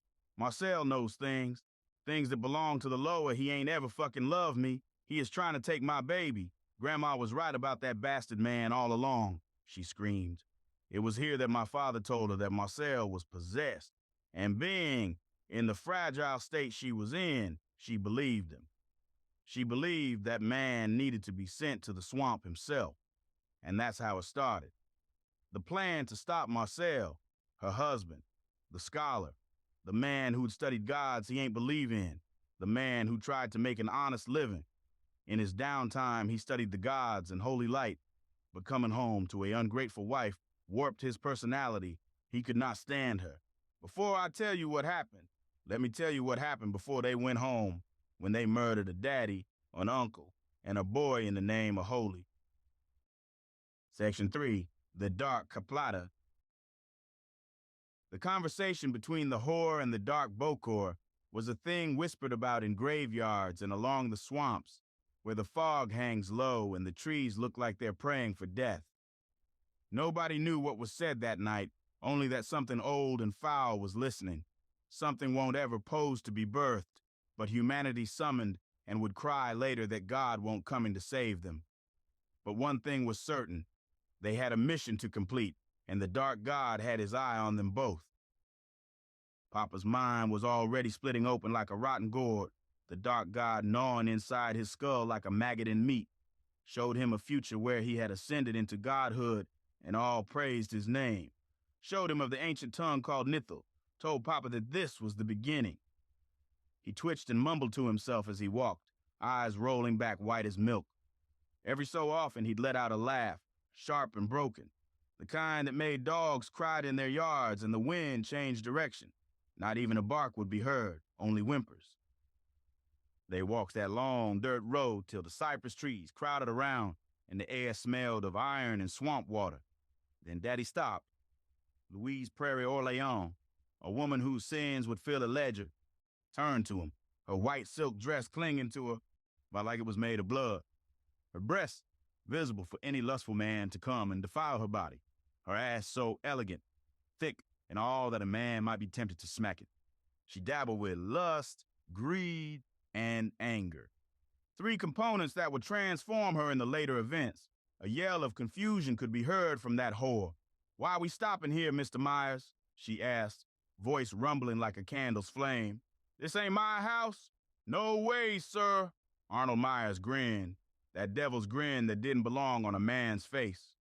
It was too wide, too knowing. His teeth gleamed like bone in the moonlight. "This ain't about your house, Louise," he says, his tone low and slithering. "This here's about the soul.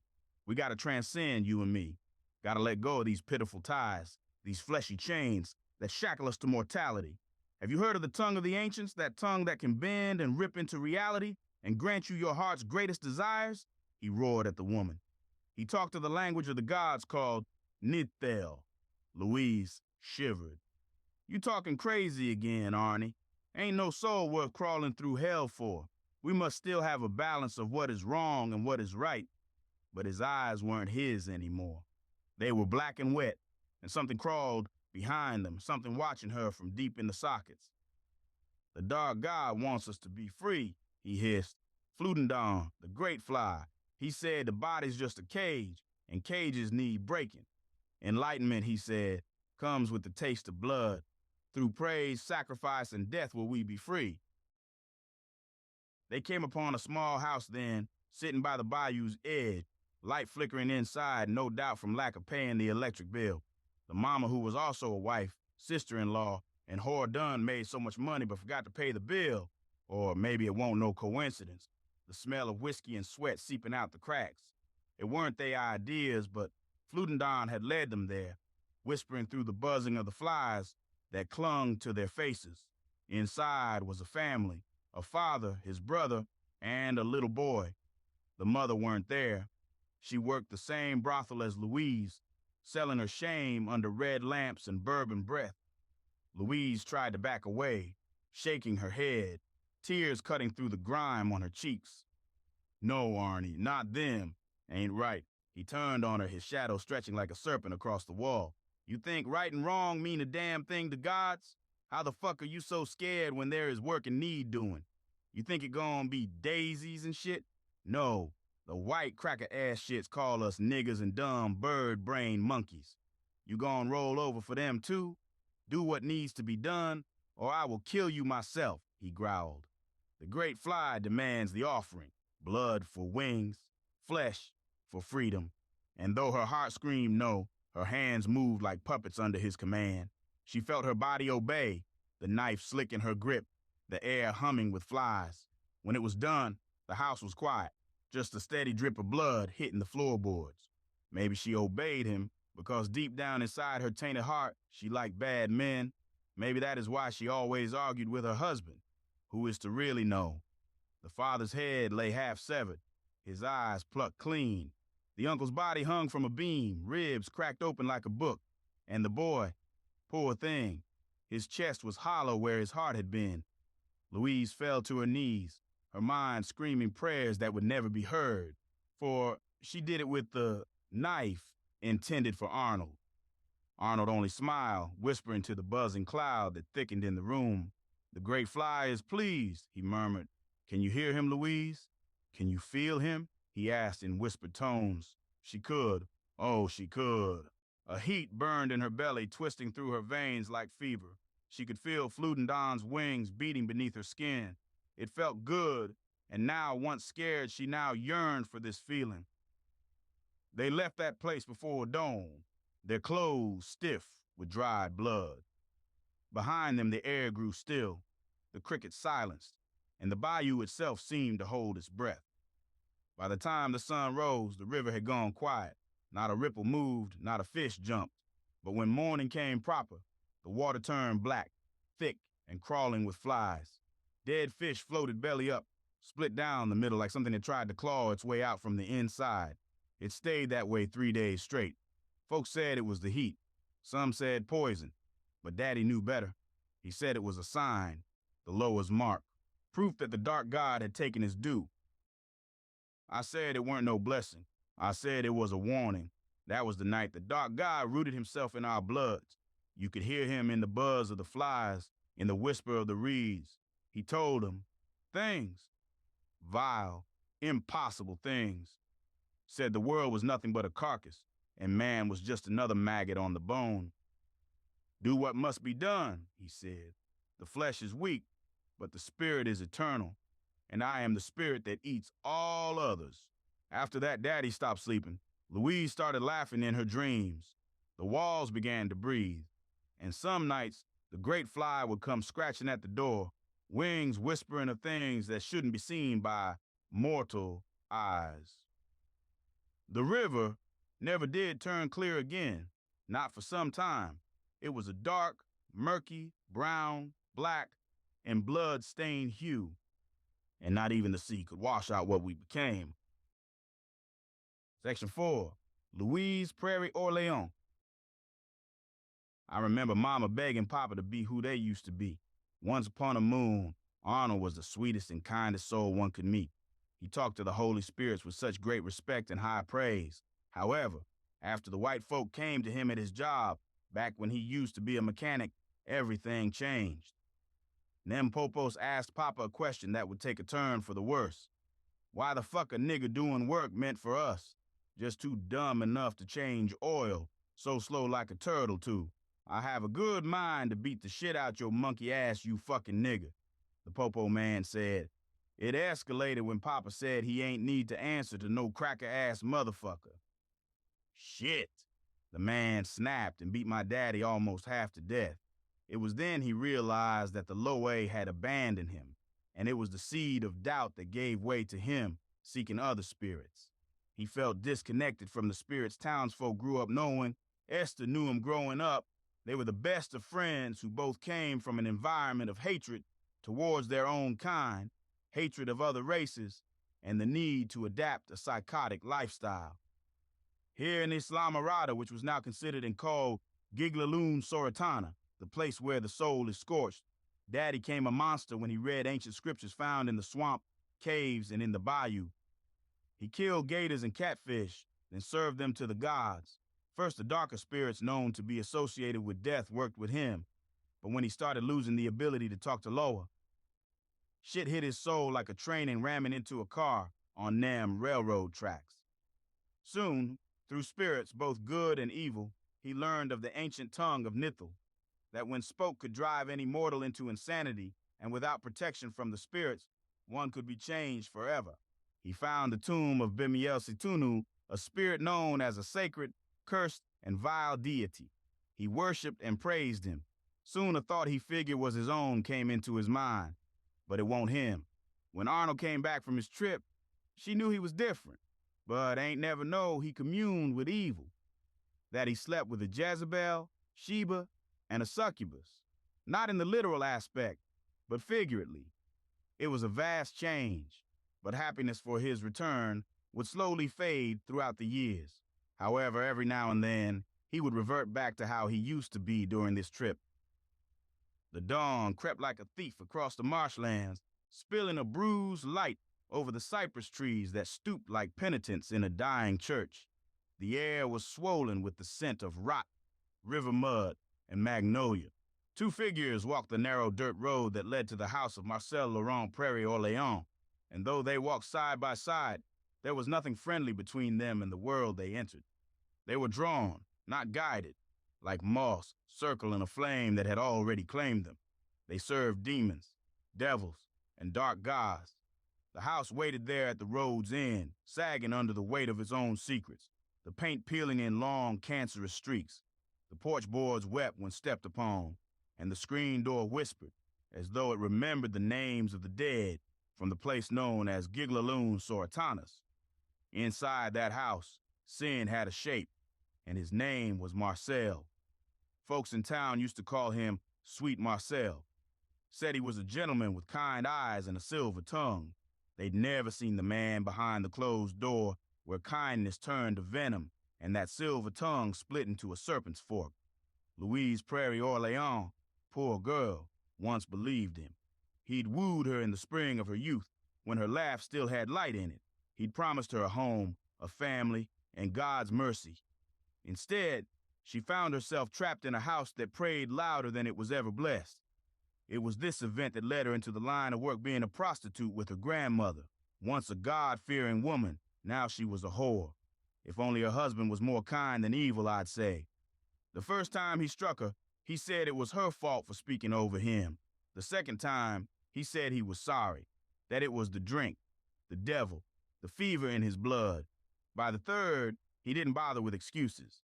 He only smiled that crooked grin that made her stomach twist, the one that said, "You belong to me." Man started screaming and yelling. "Mrs. Louise Prairie Orléans, you mine and ain't going nowhere. You hear me? You a flith, and I will do what the fuck I want. Damn nigga bitch, you stupid and dumb. Only good enough to give me that dumb fucking little Ned. Boy dumber than a bag of rocks just like his mama. Fucking whore, too dumb to understand, but understand this. I am your master, obey my commands," he barked at her. Marcel controlled her with harsh words and hard hands. He would whisper of redemption, of how he'd change, how he'd take her north someday, build her a new life, only to tear her down again by nightfall. The neighbors heard the shouting, but they said nothing. Down here, sin is as common as humidity and just as hard to escape. Louise began to hear things, whispers when she washed the blood out of her dress, buzzing when she prayed. The voices came from the corners of the room, from the cracks in the ceiling, from the black stillness of the bayou beyond her window. They called themselves the Lower, or so they claimed, old spirits that watched mankind with hunger and disgust. They spoke of freedom and vengeance, of the dark gate that opened only through blood. There was Papa Legba, who stood at the crossroads of every soul. Gator, who laughed at the graves of sinners.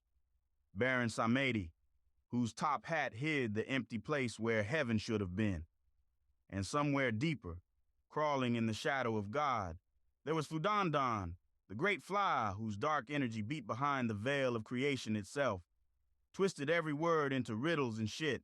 And after meeting Arnold, she would know the terror of this dark god. They promised her deliverance, and Louise, broken and trembling, said yes. It happened on a night when the moon was swollen red as a butcher's hand. Marcel had come home smelling of rum and perfume. Well, the truth is, he had been home a while, and of course his whore of a wife never came home after their argument. His voice thundered through the walls, calling Louise by every name but her own. Their son, Bernard, whom folks called Lil Ned, hid beneath the kitchen table, rocking, murmuring the hymns his mama once taught him. He did not understand the words, but the rhythm calmed him, a fragile metronome against the storm. Marcel was mad and deranged, for how the fuck she come home with a strange man? Arnold felt his gaze, but just grinned. Marcel lunged at his wife. When Marcel struck her again, something inside Louise split open. Not her flesh, but her soul. The voices returned, louder now, filling her with a cold fire that no prayer could quench. She moved without thinking, or maybe not on her own at all. The knife gleamed like a sliver of the moon in her shaking hand. The first stab was for the years he stole from her, the second for every bruise that never faded, the third for the child who had learned fear before speech. By the 13th, her hands were slick with blood, and Marcel's eyes had gone wide, not in pain, but recognition. He whispered something, perhaps to God, but it came out as a gurgle. Then the glass vase shattered against his skull, and his body hit the floor with a final sigh. For a moment, the house was silent. Then came the flies. They poured from the walls, from the cracks in the floorboards, from Marcel's open mouth. They filled the air like black rain, whispering her name in voices too small to be human. He was here, no doubt. The Fludendon. Lil Ned began to scream, high and unending, a sound that cut through the world itself.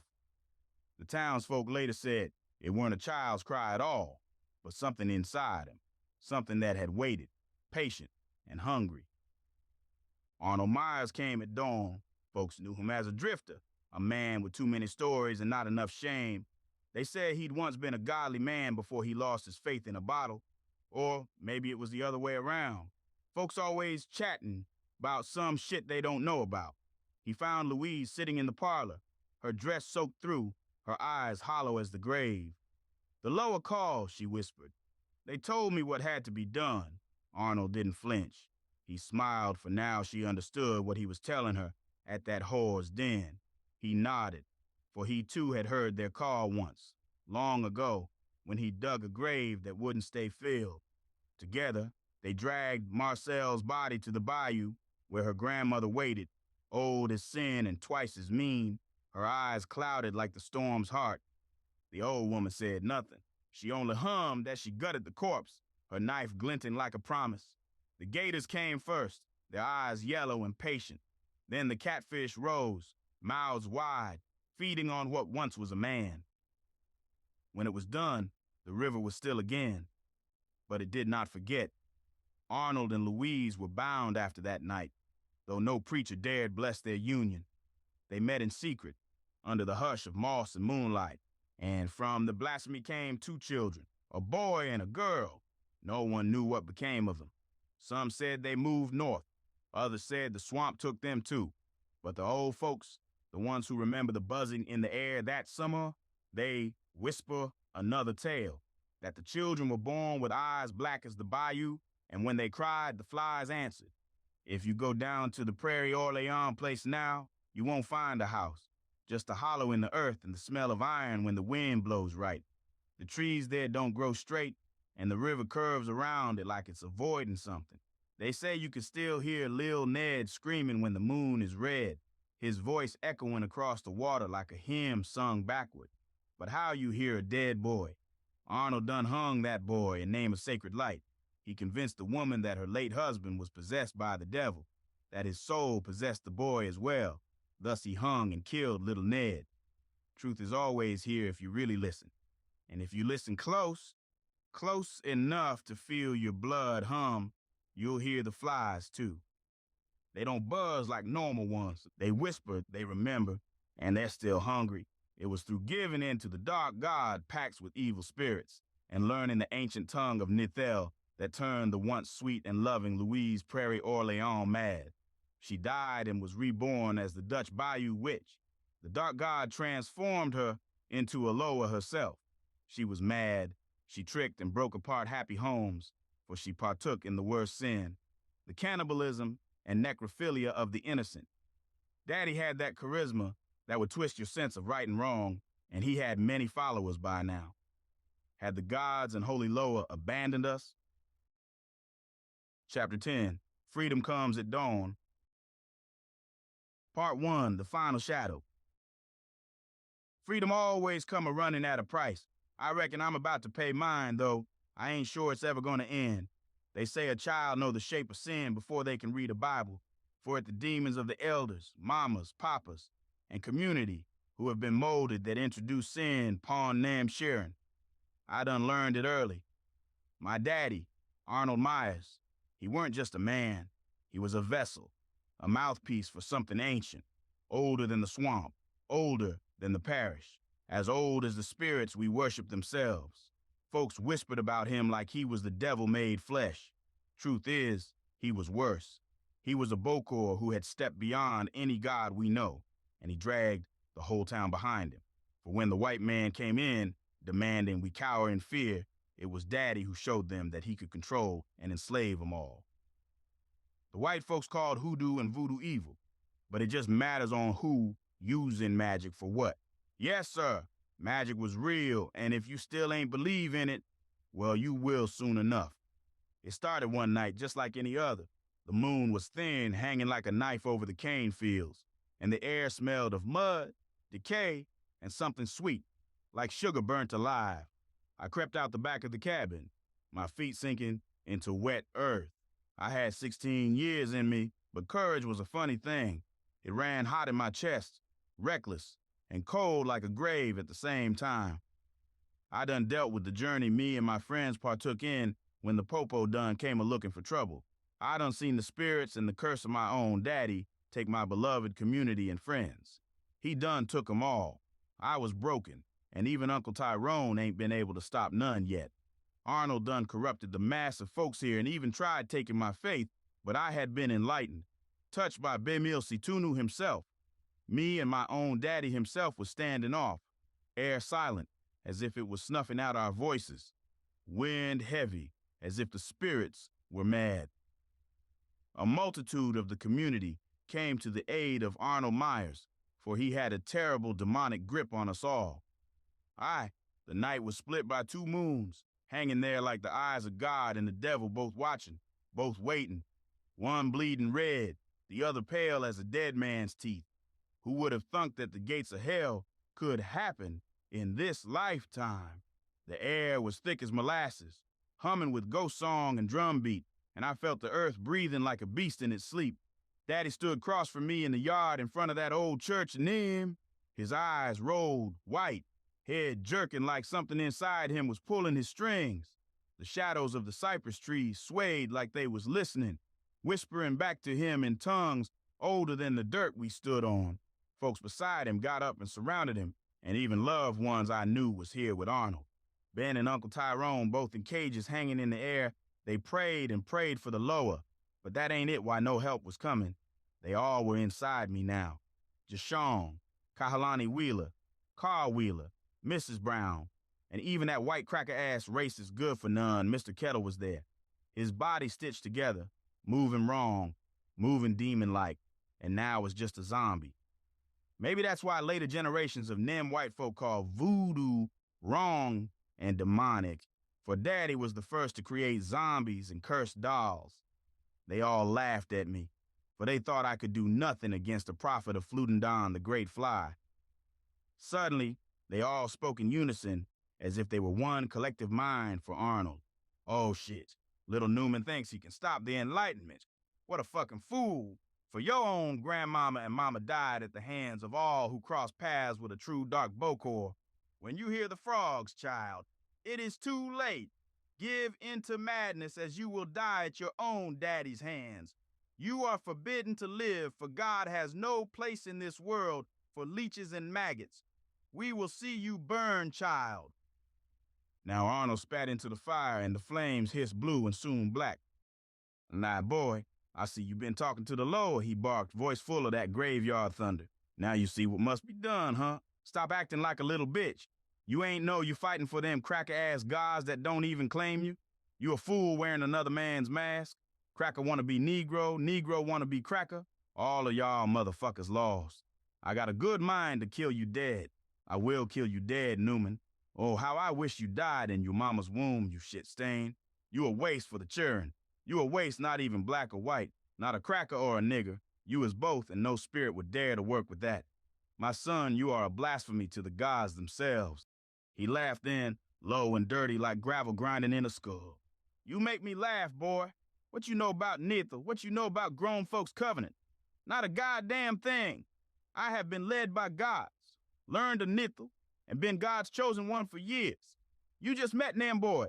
I lead these people to light, Newman. You meddle in what you don't understand, and them spirits will drag your ass to the same graveyard they buried your grandmama and your mama in. Weak women. That's why the Lord took them and sent wicked men to finish the job. The sky split with a sound like bones breaking. Both moons shone down, and for a second I seen them, Mama and Grandma, standing behind him, their faces eaten by shadow, their hands reaching for me. Daddy, I shouted, the blood pounding in my throat. You following that foul guy Flutendong, and you think he gonna save you? He ain't nothing but rotten flies. Wherever he walked, things die slow. The wind shifted. I could smell sulfur and sweetgrass and the stink of witchfire. You can't win against the holy ones, Daddy. Against Bemil Situnu, the bright mourner, the one who walked between heaven's teeth. He smiled, but it wasn't Daddy's smile. His skin rippled, like something crawling beneath it wanted out. Boy, he said, voice all wrong, ain't no light in heaven left for us. Bemil fell same as the rest. The stars done turned their backs. Ain't nothing left but the deep. You standing on the edge of it right now, and it's whispering your name. Saytuna ain't no different. Oh, how much fun it will be killing you, Newman, Papa says, as his eyes turned from white to completely black. His skin shone boils and peeling skin as flies came out the pores of his skin. His hair white and nails like daggers appeared. He was a monster. No, this was the doing of Flutendon, the great fly. I screamed at the top of my lungs. Fuck Flutendon, the great fly. He cannot win against us. I am the holy warrior that has been gifted the power to smite you down. The ground trembled. The fire stretched tall, twisting into a figure. A woman all dressed in swamp water and moonlight. The Dutch Bayou witch. Remnants of that red dress could be seen, but I would never forget who and what she was. The same woman who broke up happy homes, that made couples go mad, and the spirit who would cast hate into the hearts of us Negroes against the white folk. Once Louise Prairie Orleans, now a lower-turned demon, her laughter sounding like knives tapping on bone. She spoke in riddles that hurt the ears. What is born in light but dies in silence? What drinks the blood of its own kin to live? What man dares strike his blood when the stars no longer blink? I didn't know the answers. Hell, I didn't want to know, but my daddy did. His body bent back, the witch slid her shadow inside him like a hand into a glove. That was when I screamed. Not from fear, from rage, from heartbreak. How could adultery lead Daddy into demonhood? Fuck was wrong with my bloodline. Most men of that line were woman beaters, into the dark occult, and so far away from holy light. It made me sick to the gut. I raised my hand and called on the name I swore I'd never say. Bemil Situnu. The 2 moons flared white, and the yard filled with the howls of the damned. My daddy lunged, his mouth stretching open too wide, filled with teeth that weren't his. Behind him the witch laughed, her eyes like black candles. And in that light, in that cursed beautiful light, I took a stand against my own bloods. The battle began with the first scream, and in the riddle of the night the answer was blood. Part 2, The Fall of the Cult. They say when the devil marry a witch, the whole world hold his breath. And that night, the swamp sure did go still. Even the frogs shut their mouths like they knew judgment done come early. Arnold fucking Myers was married to my mama on the surface, but really was in love with Louise Prairie Orleans, who was the Dutch Bayou witch. Now, I ain't never been no preacher nor prophet, but I know the scent of sin when it crawls up your nose and turns the moon red. That's the night my daddy, Arnold Myers, done joined flesh and spirit with that damn Dutch Bayou witch.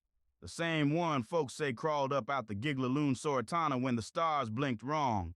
You ever see a body twisted with another? Bones all moving in two directions at once? That's what he looked like. Half man, half her. Her mouth smiling through his face, his eyes crying through hers. I seen it. I swear to you. And my blood turned colder than grave water. The folks of the bayou, the ones souls left them, they came out from their shacks and houses, moving all crooked, eyes rolling white like old marbles, their skin gray and stretched like the lower done reached up from the deep and wore them like puppets. And they come for me. Boy, Daddy's voice came from both his throat and the witch's lips. You think you standing against me? Against us. You the last seed of a withered root, boy. Flutendon done blessed this house. He ride the winds. He feed on the light of the holy ones. You can't stop a god, son. His words twisted the air, made the firelight bend. The smell of sulfur and sweet rot filled the churchyard. I spat in the dirt. That ain't no gods. That's a parasite, Daddy. A thing feeding on pain like it was honey. The witch's laugh cut through the night. High, wet, cruel. You got your mama's tongue, she said, voice like water bubbling through bone. She said the same before we drowned her and sent her ass to the Giggaloon Soratana before beating that cow to death. It was exhilarating. My heart went to cussing in my chest. You ain't gonna talk on my mama? No, you won't. But Daddy just grinned all teeth and sorrow. Boy, your mama was weak. She couldn't see the light. I did what I had to do. Same thing I'll do to you. That's when the sky split. I seen it. The heavens cracked like an egg, spilling out fireflies the size of men. 16 holy Lois came riding down on tongues of flame and storm. They circled me. Bimil Situnu at the front, his voice like thunder spoken slow. At first it was a voice of Lois, then it materialized into reality, for they all said they would help stop Arnold through death and fire.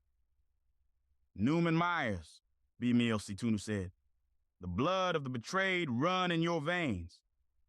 You called, and we heard. The river remembers your name. Through sacred and holy light, we bestow our power unto you, child of the holy echo. Free your peoples. Free your mama and grandmama, and free those enslaved in darkness. The ground trembled with their weight. I could feel their presence, righteous and terrible. And then, from behind me, a click, the sound of a gun. Boy, I don't know what the fuck I just saw, came that deep, rough voice. But I reckon it's time to shoot something. Sheriff Coleman, that old bastard, had the nerve to stroll through the smoke, shotgun in hand, eyes wild but clear. I damn near laughed. You got some hell of a nerve showing your face after what you done. He spat tobacco juice into the dirt. Yeah, well, seems hell done come collecting from all of us tonight. I seen that witch take my deputy, twist him up like dough, whisper things about the stars bleeding. I ain't no good man, but I ain't letting this town burn for my sins. I reckon it was dark spirits that pretended to be Jesus. I reckon I got a lot to make up for, and I am truly sorry, boy. We got to save the children, Nam, from this madness before we all died to it. I looked him dead in the eye. You ready to die for this, Sheriff? He chambered a shell. Hell, boy. I've been dead inside 20 years. Might as well do something holy before I go. The witch howled then, a sound like every scream ever screamed.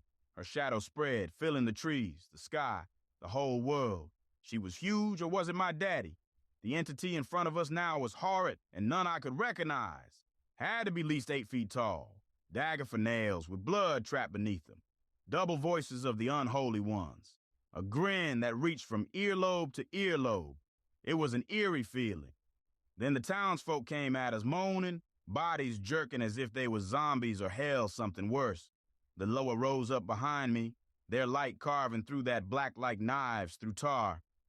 Bimil Situnu's voice shook the air. The river runs both ways, Newman, light and dark, flesh and faith. Spill the blood, seal the gate. And I did. Me and Sheriff Coleman fought through that damnation shoulder to shoulder.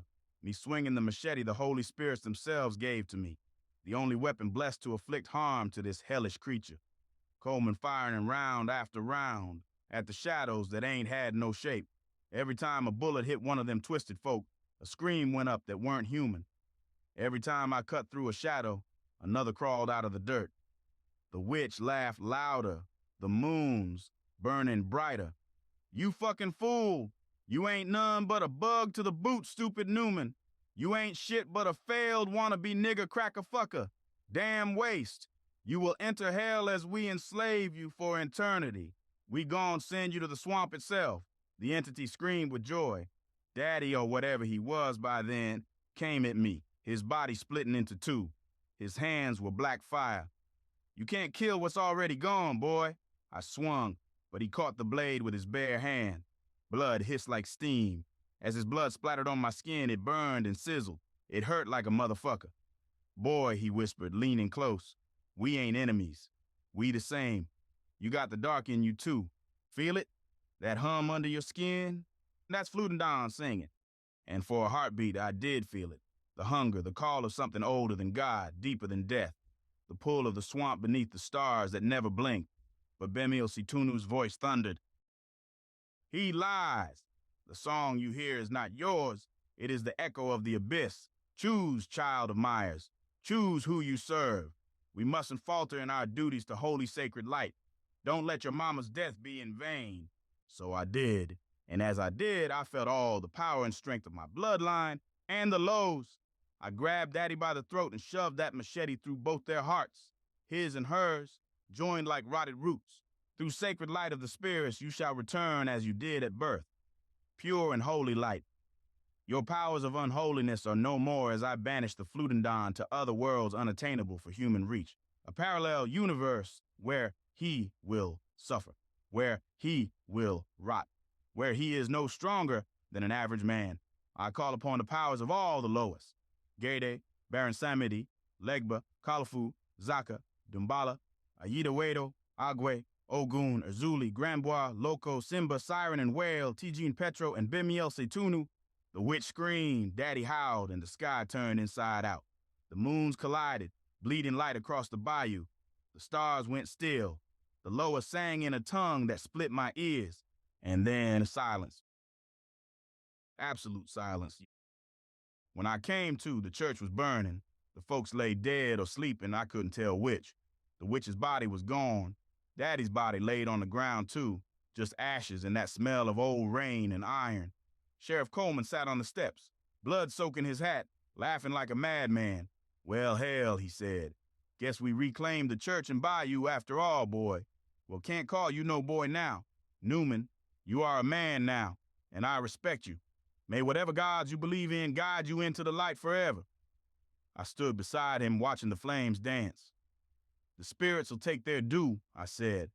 He nodded slow. Reckon they already have. And somewhere deep in the swamp, under the black water of Giglaloon Soratana, I swear I heard them whisper, the witch and Dark Bokor, soft and sweet. This ain't over, child. The stars still remember your name. We all were saved. I mean those alive. My friends, including Ben and Uncle Tyrone, reverted back, and everyone who had been under that dark spell came back, but not with no memories they remembered. It was better left alone and not said. I became the new Bokor. I made a friend that would last forever, Sheriff Coleman. It was unexpected, but he became the bayou's first police officer to protect the bayou in case of something evil tried lurking.